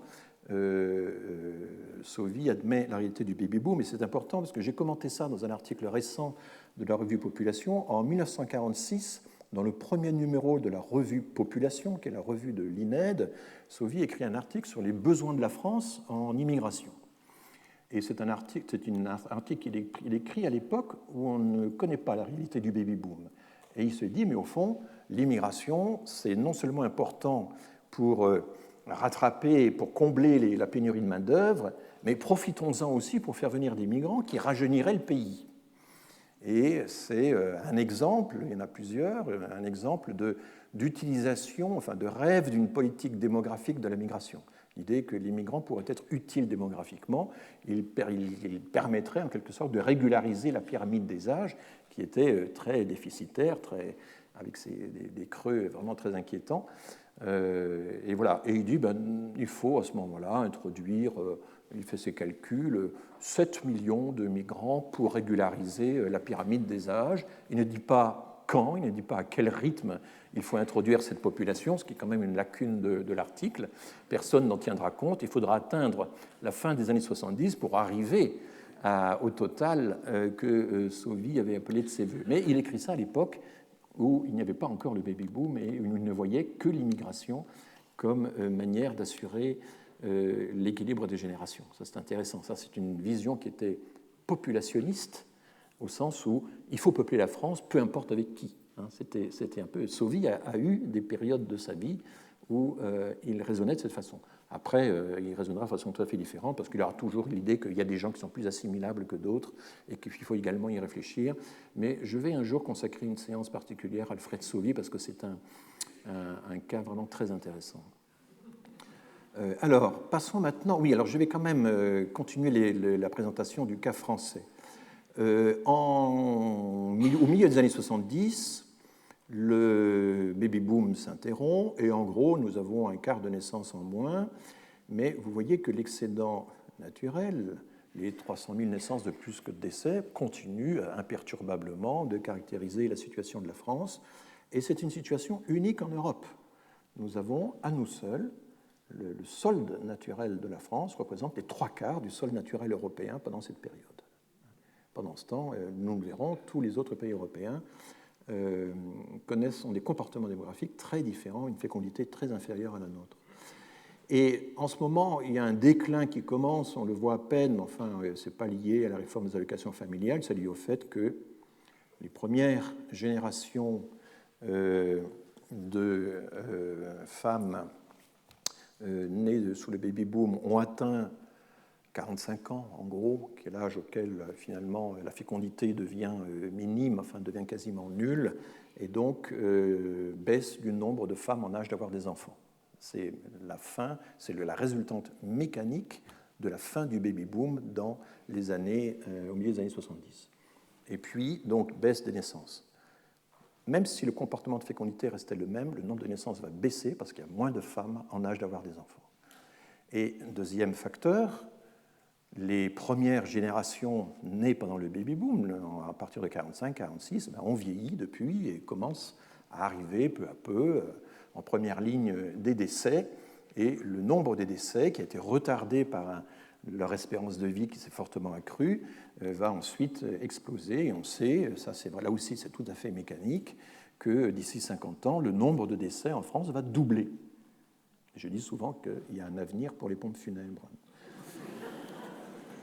Donc, oui, si vous ne savez pas comment orienter votre enfant, c'est un domaine d'avenir, il n'y a aucun doute. Hein, c'est vraiment, voilà. Il y a maintenant des start-up de pompes funèbres qui se créent. Alors, donc, augmentation des décès, baisse des naissances, fatalement, le solde naturel va baisser dans les prochaines années. Ça va encore être commenté par tous les journaux, par toute la presse. Ça n'est pas dû à la politique familiale qui aurait changé, c'est vraiment de la structure. Moins de femmes en âge d'avoir des enfants, plus de décès. Donc nous allons arriver mécaniquement, et j'avais déjà prédit ça dans un livre publié il y a une dizaine d'années, au moment où le solde migratoire, l'apport des migrants, sera plus important que le solde naturel, même si on ne change pas la politique migratoire et même si on ne change pas la politique familiale. Vous comprenez? Et ça, c'est quelque chose qui est très difficile de faire comprendre à un homme politique, qu'il y a des évolutions qui nous attendent dans les années à venir et qui ne dépendent pas d'eux, parce qu'on ne peut pas revenir sur le passé. On ne peut pas décider maintenant que le baby-boom n'a pas pris fin dans les années 75. On ne peut pas décider maintenant que l'espérance de vie n'a pas progressé de 3-4 mois par an depuis les années 70. L'espérance de vie progresse tous les jours de 6 heures. Nous gagnons 6 heures d'espérance de vie chaque jour, depuis les années 70. Pendant tout le temps que vous perdez à m'écouter, vous gagnez quand même un quart d'heure d'espérance de vie. Donc il y aura au moins ce bénéfice. Et ça, c'est d'une puissance extraordinaire. Donc tous ces facteurs font qu'il y a des lames de fond démographiques et qui vont avoir indirectement une incidence sur la place des migrations dans le système démographique. Alors là, je suis en train d'anticiper sur le cours que je vais consacrer à la place de la démographie, de la migration dans la dynamique démographique, mais c'est bien que de temps en temps, je pratique la répétition pédagogique. Alors, donc, ce solde, nous sommes très fiers, va baisser, mais enfin, pas tout de suite. Il faut encore 10 ans, disons, pour qu'il s'approche de zéro. Alors, la migration, et là, ce sont des couches additives. Normalement, dans les manuels de démographie ou dans les publications de l'OCDE, vous avez deux courbes qui démarrent toutes les deux à zéro, qui s'entrecroisent.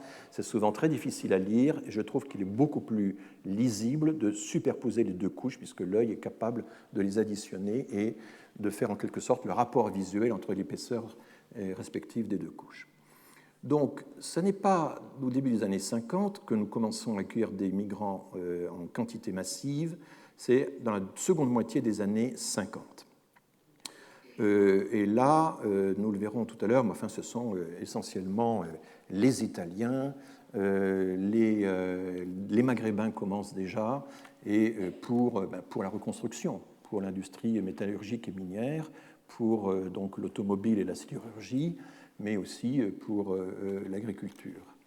Et c'est un apport considérable. Ici, en 62, vous avez les rapatriés d'Algérie, parce que la comptabilité démographique de la France, pendant longtemps, s'est faite sur la France métropolitaine. Maintenant, nous avons intégré les DOM, mais dans ces années 60-70, la qualité des données dans les DOM ne permettait pas du tout de faire une comptabilité unique. Enfin, en tout cas, c'est ce qu'on nous disait. Et vous voyez qu'indépendamment de l'année 62, où il y a, alors on ne sait pas trop, 800 000, peut-être 1 million de rapatriés qu'il faut accueillir rapidement. Hein.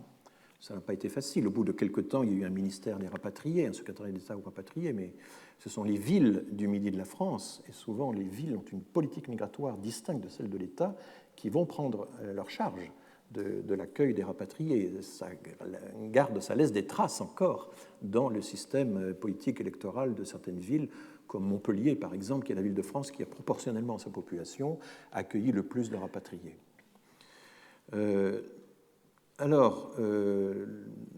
Nous avons donc ici, pendant ces 30 glorieuses, ça c'est intéressant, c'est la notion de 30 glorieuses, c'est une formule qui a été créée par Jean Fourastier, l'économiste, qui aimait bien présenter les tendances longues.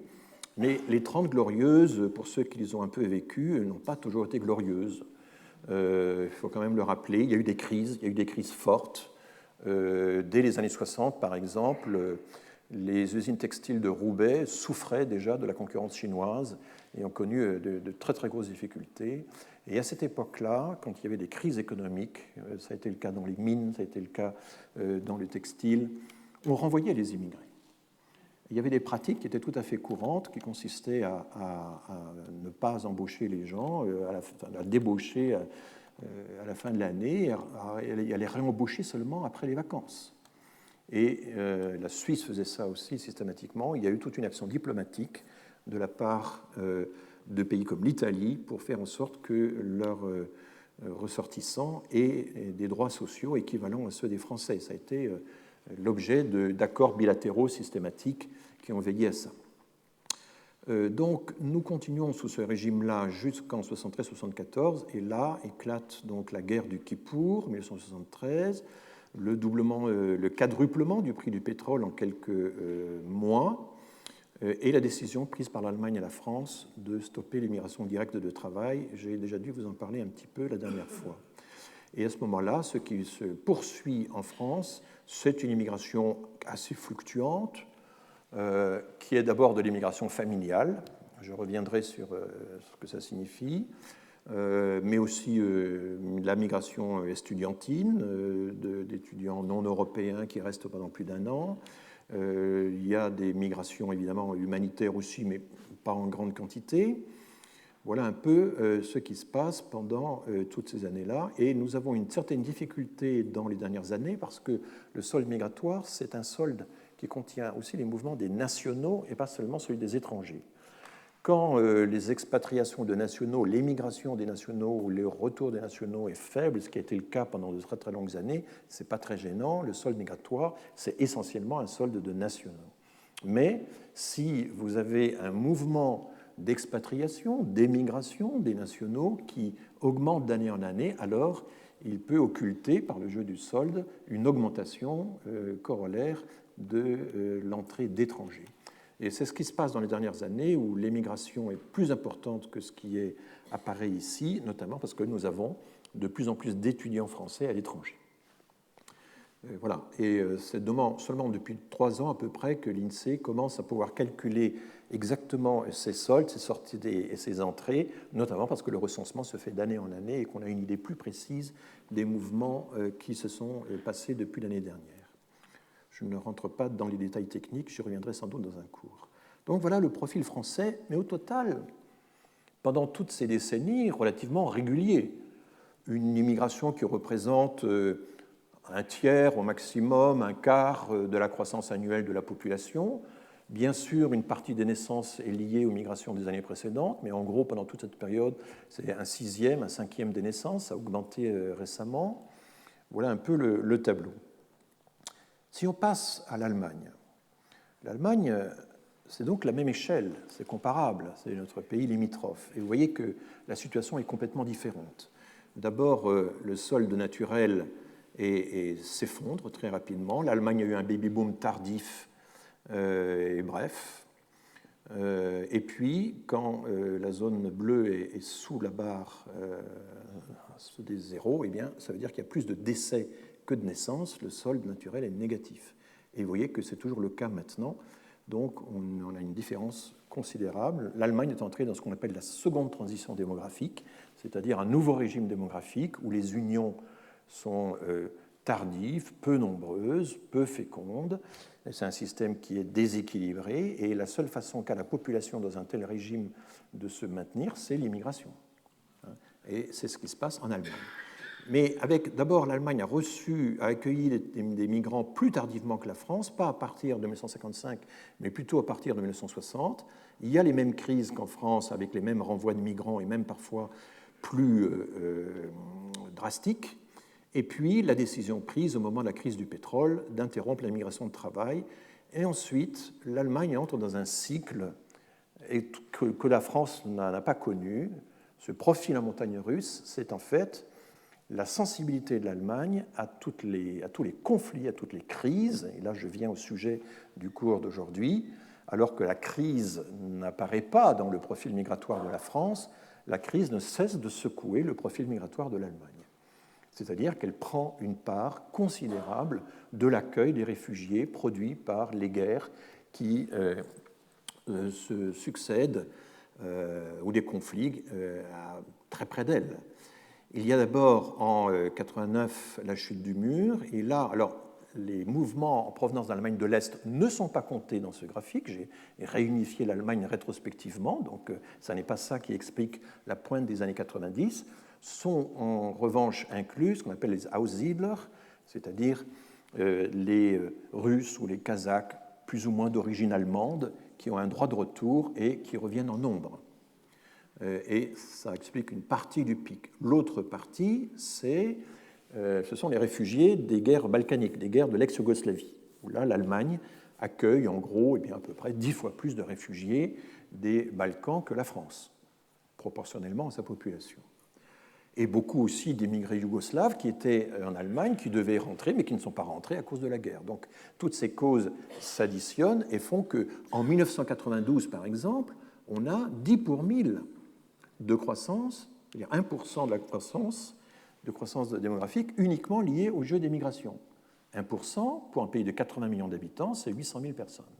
L'Allemagne a déjà expérimenté en 1992 un accroissement de sa population de 800 000 personnes.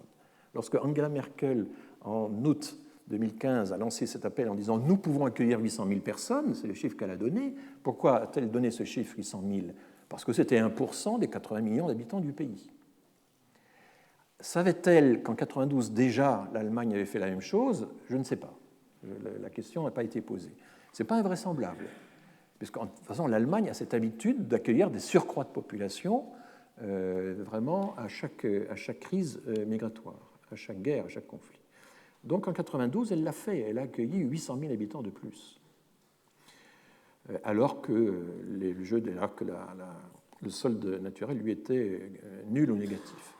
12 ans plus tard, elle fait la même chose pour le Kosovo, là aussi en prenant sa part beaucoup plus que la France, 7-8 fois plus, et puis ça redémarre avec la crise syrienne, syro-irakienne, etc., où là aussi, elle prend sa part à peu près toujours dans les mêmes proportions. Donc vous voyez, un profil très différent, et donc je reviendrai là-dessus. Enfin, nous accueillons un grand nombre d'immigrés par des titres de séjour réguliers en fonction des droits, du droit familial, du droit au regroupement familial, du droit à épouser un étranger ou une étrangère, etc.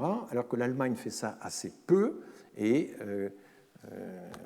finalement mobilise sa puissance caritative lors des conflits. Les conflits s'arrêtent, les guerres civiles s'interrompent et une partie des réfugiés rentrent chez eux. Et le solde migratoire redevient quasiment négatif après chaque crise. Ça, c'est intéressant aussi à observer. Bon, voici l'Espagne.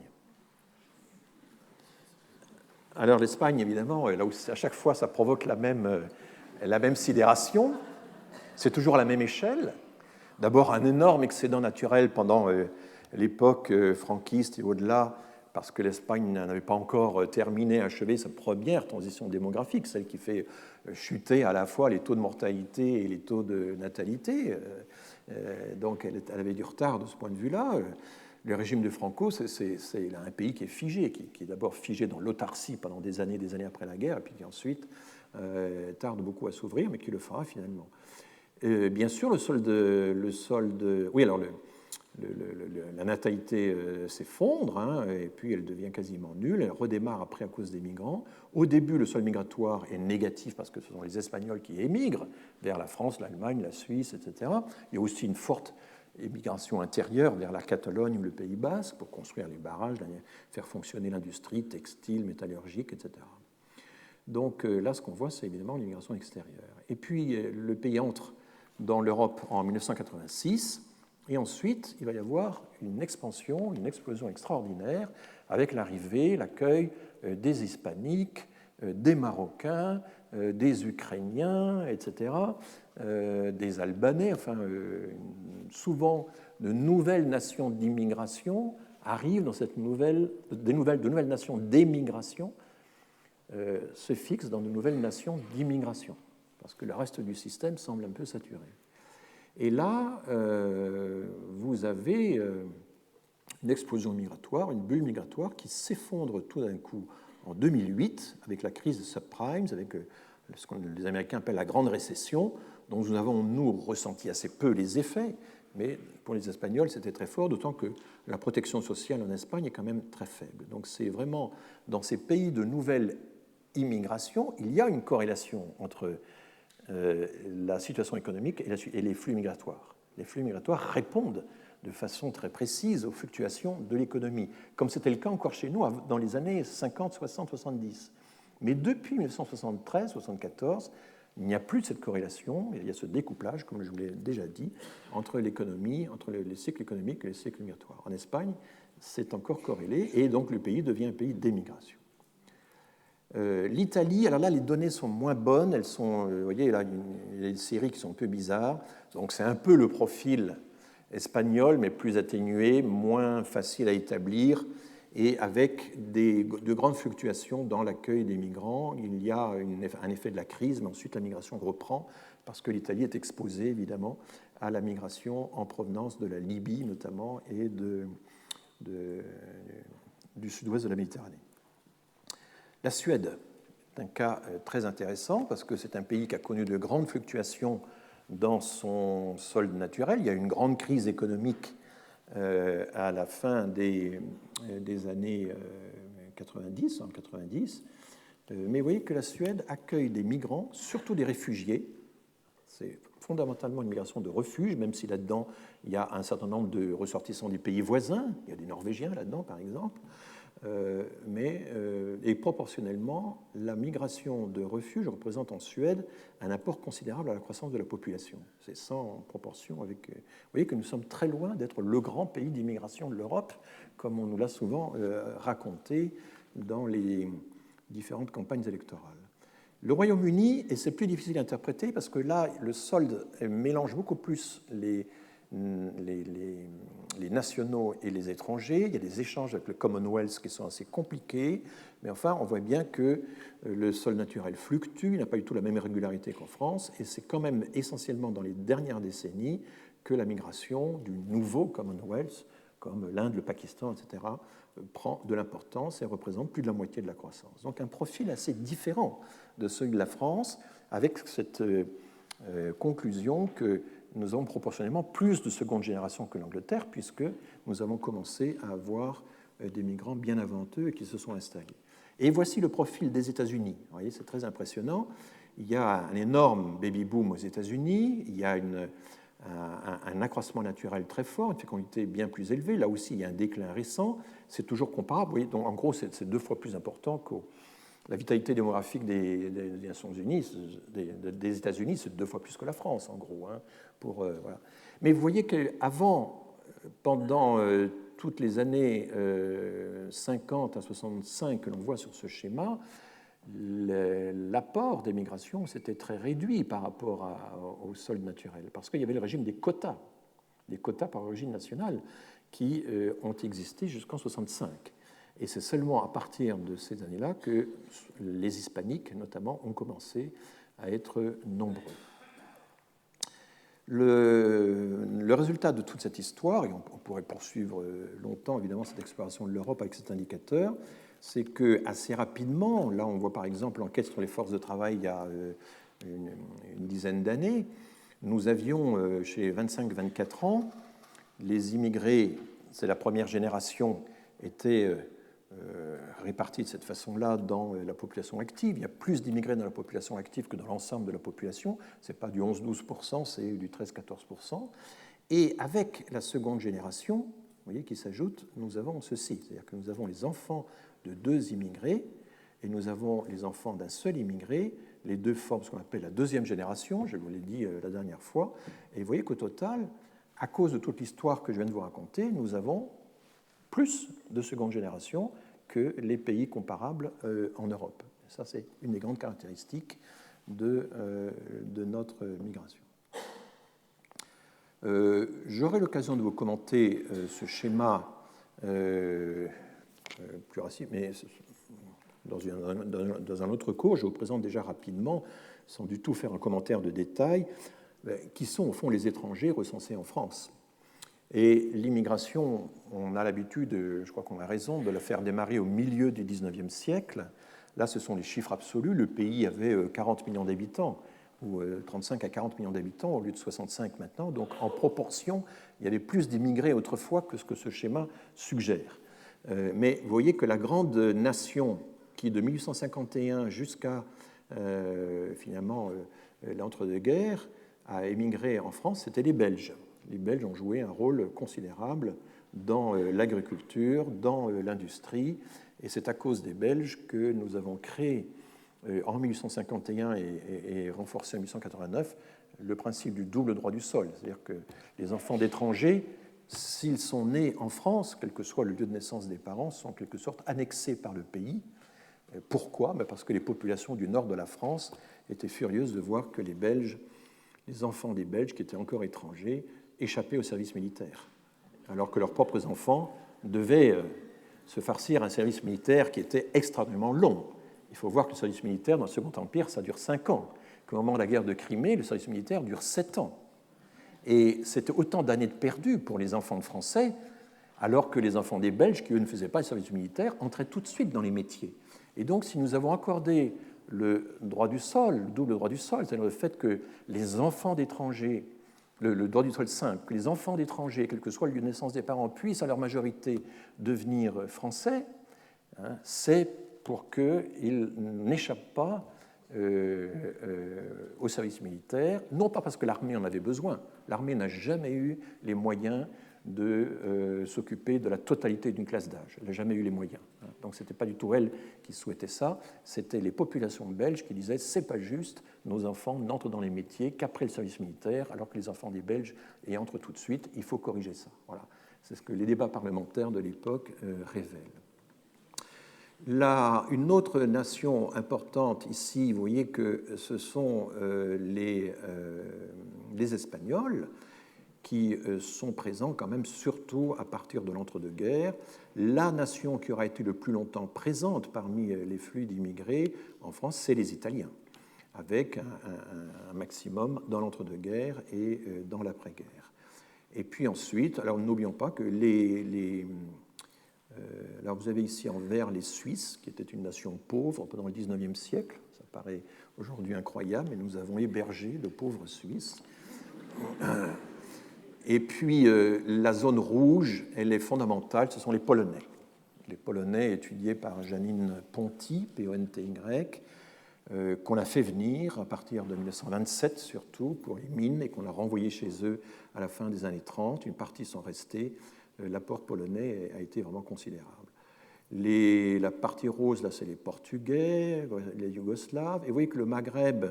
Alors, le problème, c'est que le Maghreb était déjà présent dans l'entre-deux-guerres, mais il n'est pas recensé en tant qu'étranger. dans les recensements. Donc on est obligé de reconstituer la part des Algériens. Il y avait vraisemblablement à peu près 100 000 Algériens qui étaient déjà présents dans l'entre-deux-guerres en France et qui jouaient un rôle important dans l'économie nationale. Mais ils apparaissent cette fois après la guerre dans des statistiques à part. Voilà le Maghreb, voilà le Maroc qui suit de peu. Les subsahariens, vous voyez que c'est encore très peu comparativement à l'ensemble. Et puis d'autres nations, le reste de l'Asie, les Sri Lankais sont là-dedans par exemple, etc. Et il y a une nation aussi qu'on ne voit pas apparaître, mais c'est les Russes, enfin bon, qui étaient présents dans l'entre-deux-guerres. Donc vous voyez la richesse extraordinaire, la variété de tous ces apports. Nous aurons l'occasion d'y revenir, bien sûr. Donc je reviens à ce schéma et je vais vous montrer, parce que le problème c'est que se passait-il avant la guerre? Eh bien avant la guerre c'était un désordre total, enfin pendant la guerre, je veux dire avant la libération, pendant l'entre-deux-guerres. Quand on dresse la même... D'abord on est obligé de changer d'échelle, parce qu'évidemment pendant les guerres le solde migratoire plonge. Et là-dedans il y a un mélange de nationaux et d'étrangers considérable avec... les déportés, les prisonniers, enfin tous ces gens qui échappent au recensement. Il n'y a pas eu de recensement pendant la guerre, donc ce sont des résultats qu'on reconstitue par différence ou par rétroprojection. Et toutes ces données de 1900 à 1950 ont été reconstituées par Fabienne Daguet, qui était une statisticienne à l'INSEE, qui a publié un livre sur un siècle de démographie française qui rétablit la cohérence des données pendant un travail colossal pendant toute cette période. Et vous voyez à quel point, finalement, la France est sortie de la catastrophe. On nous dit maintenant, nous sommes dans le désastre, la catastrophe, et François Héran s'accommode du désastre et tout. Enfin, il faut quand même voir Enfin, on revient de très loin. Vous aviez ici un solde naturel très faible, il a été négatif pendant la guerre de 14, évidemment, mais il était quasiment nul pendant les années 30, avant la guerre, sans comparaison avec ce que le baby-boom nous a apporté. Et les soldes migratoires étaient très importants pour la reconstruction après la Première Guerre mondiale. Vous voyez qu'à cette époque-là, l'appel aux immigrés représentait les 2/3 ou plus de la croissance de la population dans l'entre-deux-guerres. Donc ça a été une période extrêmement importante. Nous n'avons jamais connu depuis, proportionnellement, un appel à l'immigration aussi important. Nous avons maintenant beaucoup d'immigrés avec l'accumulation des générations. Nous n'avons jamais eu autant d'immigration que maintenant, si on additionne toute la population résidente qui est née à l'étranger. Mais en flux annuel, ce qui est une autre notion, c'est dans le passé que nous avons connu de loin les proportions, les appels à l'immigration les plus importants. Et vous voyez à quel point, alors je passe sur le retour des prisonniers, mais les après-guerres, les reconstructions sont fondamentales.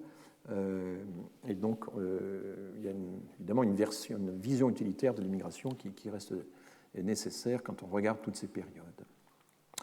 Je vais vous présenter maintenant rapidement les titres de séjour que nous avons en Europe et dans d'autres pays. Je n'ai plus que 5 minutes et je continuerai dans le cours suivant qui sera un petit peu sur la même matière. Alors, je rappelle qu'il y a plusieurs titres de séjour. Il y a le travail, l'introduction directe des travailleurs, à quoi s'ajoutent certains permis spéciaux pour certaines catégories d'activités. La réunification familiale peut prendre plusieurs formes. Il y a des pays comme le Canada, l'Australie, la Nouvelle-Zélande qui soumettent les candidats à l'immigration au travail à une sorte de concours et introduisent immédiatement leur famille simultanément. Et donc, vous avez des familles qui sont associées aux travailleurs migrants recrutés par ces pays.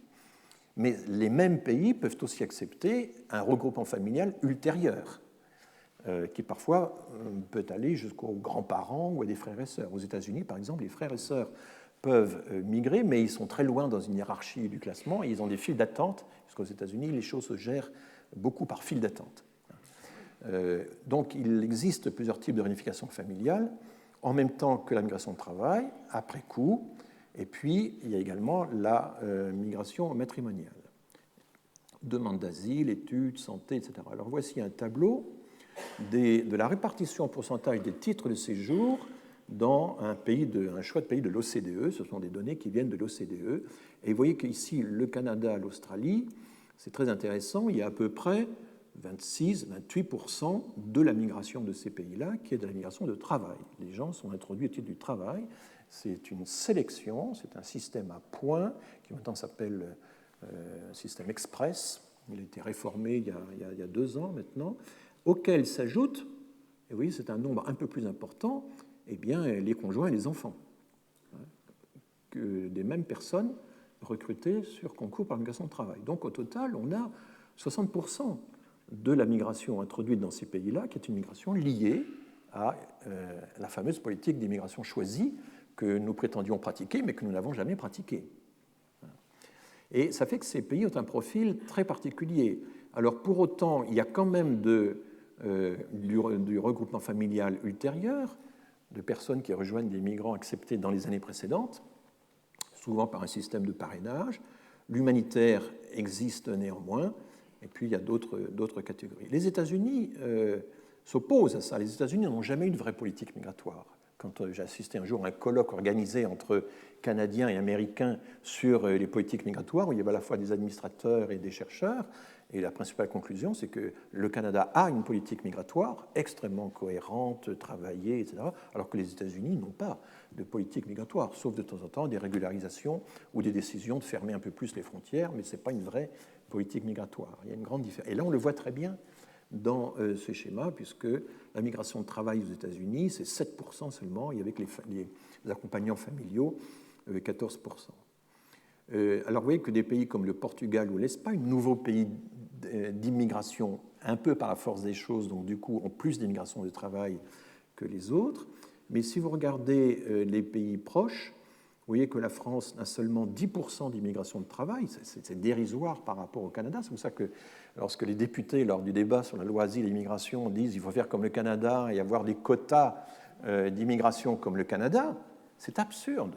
Ça n'a aucun sens. Les quotas canadiens sont des... D'abord, ils n'utilisent pas le mot quota, ce sont des plafonds très hauts, des objectifs à atteindre. Ils publient à l'avance, nous avons besoin de 300 000 migrants l'année prochaine. Et dans 2 ans, il faudra que ce soit 320 000. Dans 3 ans, 330 000. Ce sont les ordres de grandeur de la migration annoncés par les Canadiens. Ce sont des plafonds qu'ils essaient de reculer, de monter le plus haut possible. Rien à voir avec des planchers qu'on essaie d'abaisser le plus bas, au plus bas. Ça n'a rien à voir. Donc quand les députés républicains disent il faut faire comme le Canada, vous voyez un grand pays démocratique comme le Canada, les quotas, nous n'avons qu'à les imiter, et ils venaient juste de recevoir Justin Trudeau au début de leurs travaux parlementaires, c'était un pur hasard, c'est une absurdité totale, c'est une méconnaissance totale du système canadien. Ça n'a strictement rien à voir avec la façon dont ça fonctionne. Et ce sont des quantités, mais phénoménales par rapport aux nôtres, n'est-ce pas? Le Canada, c'est 2 fois moins peuplé que la France, donc multiplier les 330 000 migrants que le Canada s'apprête à accueillir d'ici 2 ans par 2, c'est 660 000. Vous voyez, ça vous donne une idée de la façon dont ce pays fonctionne. Donc c'est pas... Alors évidemment, le Canada, d'une certaine manière, profite un peu lâchement, je dirais, d'une situation très, très particulière, c'est qu'il peut se permettre de sélectionner les migrants, parce que les migrants qui n'ont pas la connaissance du français et de l'anglais, qui n'ont pas de diplôme de supérieur, qui n'ont pas d'expérience professionnelle très prolongée, c'est-à-dire en gros les hispaniques, eh bien les hispaniques, ils sont bons pour la migration temporaire, du travail agricole, et puis ils sont bons pour les États-Unis. Le Canada a la chance d'avoir au sud de sa frontière un unique voisin, les États-Unis, 10 fois plus peuplés que d'eux, qui se chargent d'absorber, malgré tout, la migration hispanique. Et c'est pour ça que c'est une autre raison pour laquelle le système canadien, qui est un peu discriminatoire d'une certaine manière, n'est pas un modèle, ni du point de vue absolu, ni d'un point de vue relatif. Voilà, alors nous sommes très loin de... Alors vous voyez que le Royaume-Uni a quand même beaucoup plus de migration de travail que nous. Il a commencé à introduire là, une statistique des accompagnants familiaux des migrants de travail. La qualification de ces migrants est très supérieure à la nôtre, à celle de nos migrants, c'est vraiment très frappant. Et puis vous avez d'autres pays, vous voyez les Pays-Bas par exemple, la tâche verte c'est l'humanitaire, accorde beaucoup plus d'importance à l'humanitaire que nous, là notre part est très très faible. Voilà un peu un certain nombre de... Oui, faire l'Europe, harmoniser l'Europe avec tout ça, ce n'est pas facile évidemment. Et alors là, je vais réaliser quelque chose d'un peu particulier, c'est que c'est le même graphique, mais j'applique la méthode de Bertin, c'est-à-dire que je pondère les graphiques. Les spectres ont une épaisseur proportionnelle aux effectifs. Ce qui se passe aux États-Unis, ça concerne beaucoup plus de migrants que chez nous. Et donc, du coup, avec ce procédé, les surfaces ont une signification, sont proportionnelles aux effectifs. Là, vous voyez que, par exemple, la migration de travail, la migration humanitaire des États-Unis, ce n'est pas grand-chose en proportion quand on regarde le pourcentage latéralement, mais enfin, quand même, en masse, comme c'est un grand pays, c'est autant de monde que l'Allemagne. Et vous voyez que la migration de travail canadienne, c'est des effectifs considérables, 77 plus 94, bon, en gros, 160 000 personnes accueillies au titre du travail au Canada, alors que nous, c'est 26 000, avec un peu de régularisation familiale qui se fera ultérieurement. Donc, ce genre de schéma permet un peu de pondérer ces résultats, de regarder un petit peu comment ça se passe. Évidemment, des pays de très petite taille, comme les pays nordiques, disparaissent un peu dans l'épaisseur du trait, le Luxembourg, etc. Et on voit comment, en masse, se répartissent les différentes catégories de séjour voilà, par pays. Et puis, je vais terminer, c'est ma dernière minute, par juste la proportion de femmes. Il est vrai que pendant longtemps, pour certains courants migratoires, c'était le cas des courants migratoires du Maghreb, les hommes venaient d'abord et les femmes suivaient. Il y avait parfois 6-7 ans d'écart entre l'arrivée de l'homme et l'arrivée de l'épouse. Évidemment, la suspension de la migration de travail a accéléré le regroupement familial. Une des raisons pour lesquelles il y a plus de migrants, c'est l'interruption de la migration de travail a accru le nombre de migrants à cause parce que les gens ne pouvant plus repartir, ont fait venir leurs conjoints et leurs familles. Ces choses-là ont maintenant disparu. L'ONU, rétrospectivement, a fait toute une analyse sur la part des femmes dans les migrations dans tous les pays dans les précédents recensements. C'est une analyse qui a été faite il y a une quinzaine d'années. On a découvert qu'il y avait finalement presque autant de femmes que d'hommes globalement. Mais quand on regarde comment ça se répartit selon le titre de séjour, on voit que d'un pays à l'autre et d'un titre à l'autre, ça change pas mal. Dans les pays européens de l'OCDE, les migrants de travail, c'est très peu les femmes. Évidemment, le regroupement familial, imposé beaucoup plus aux femmes qu'aux hommes, va un peu les éloigner du monde du travail par une espèce de biais administratif qui est assez, dont on ne connaît pas encore très bien tous les effets. Et un peu partout, que ce soit en Australie, au Canada beaucoup moins, car le Canada est très sensibilisé à cette question et essaie de lutter contre tous ces effets, mais aux États-Unis c'est très clair. Le regroupement familial est beaucoup plus féminin, évidemment, et les migrants qualifiés sont davantage masculins.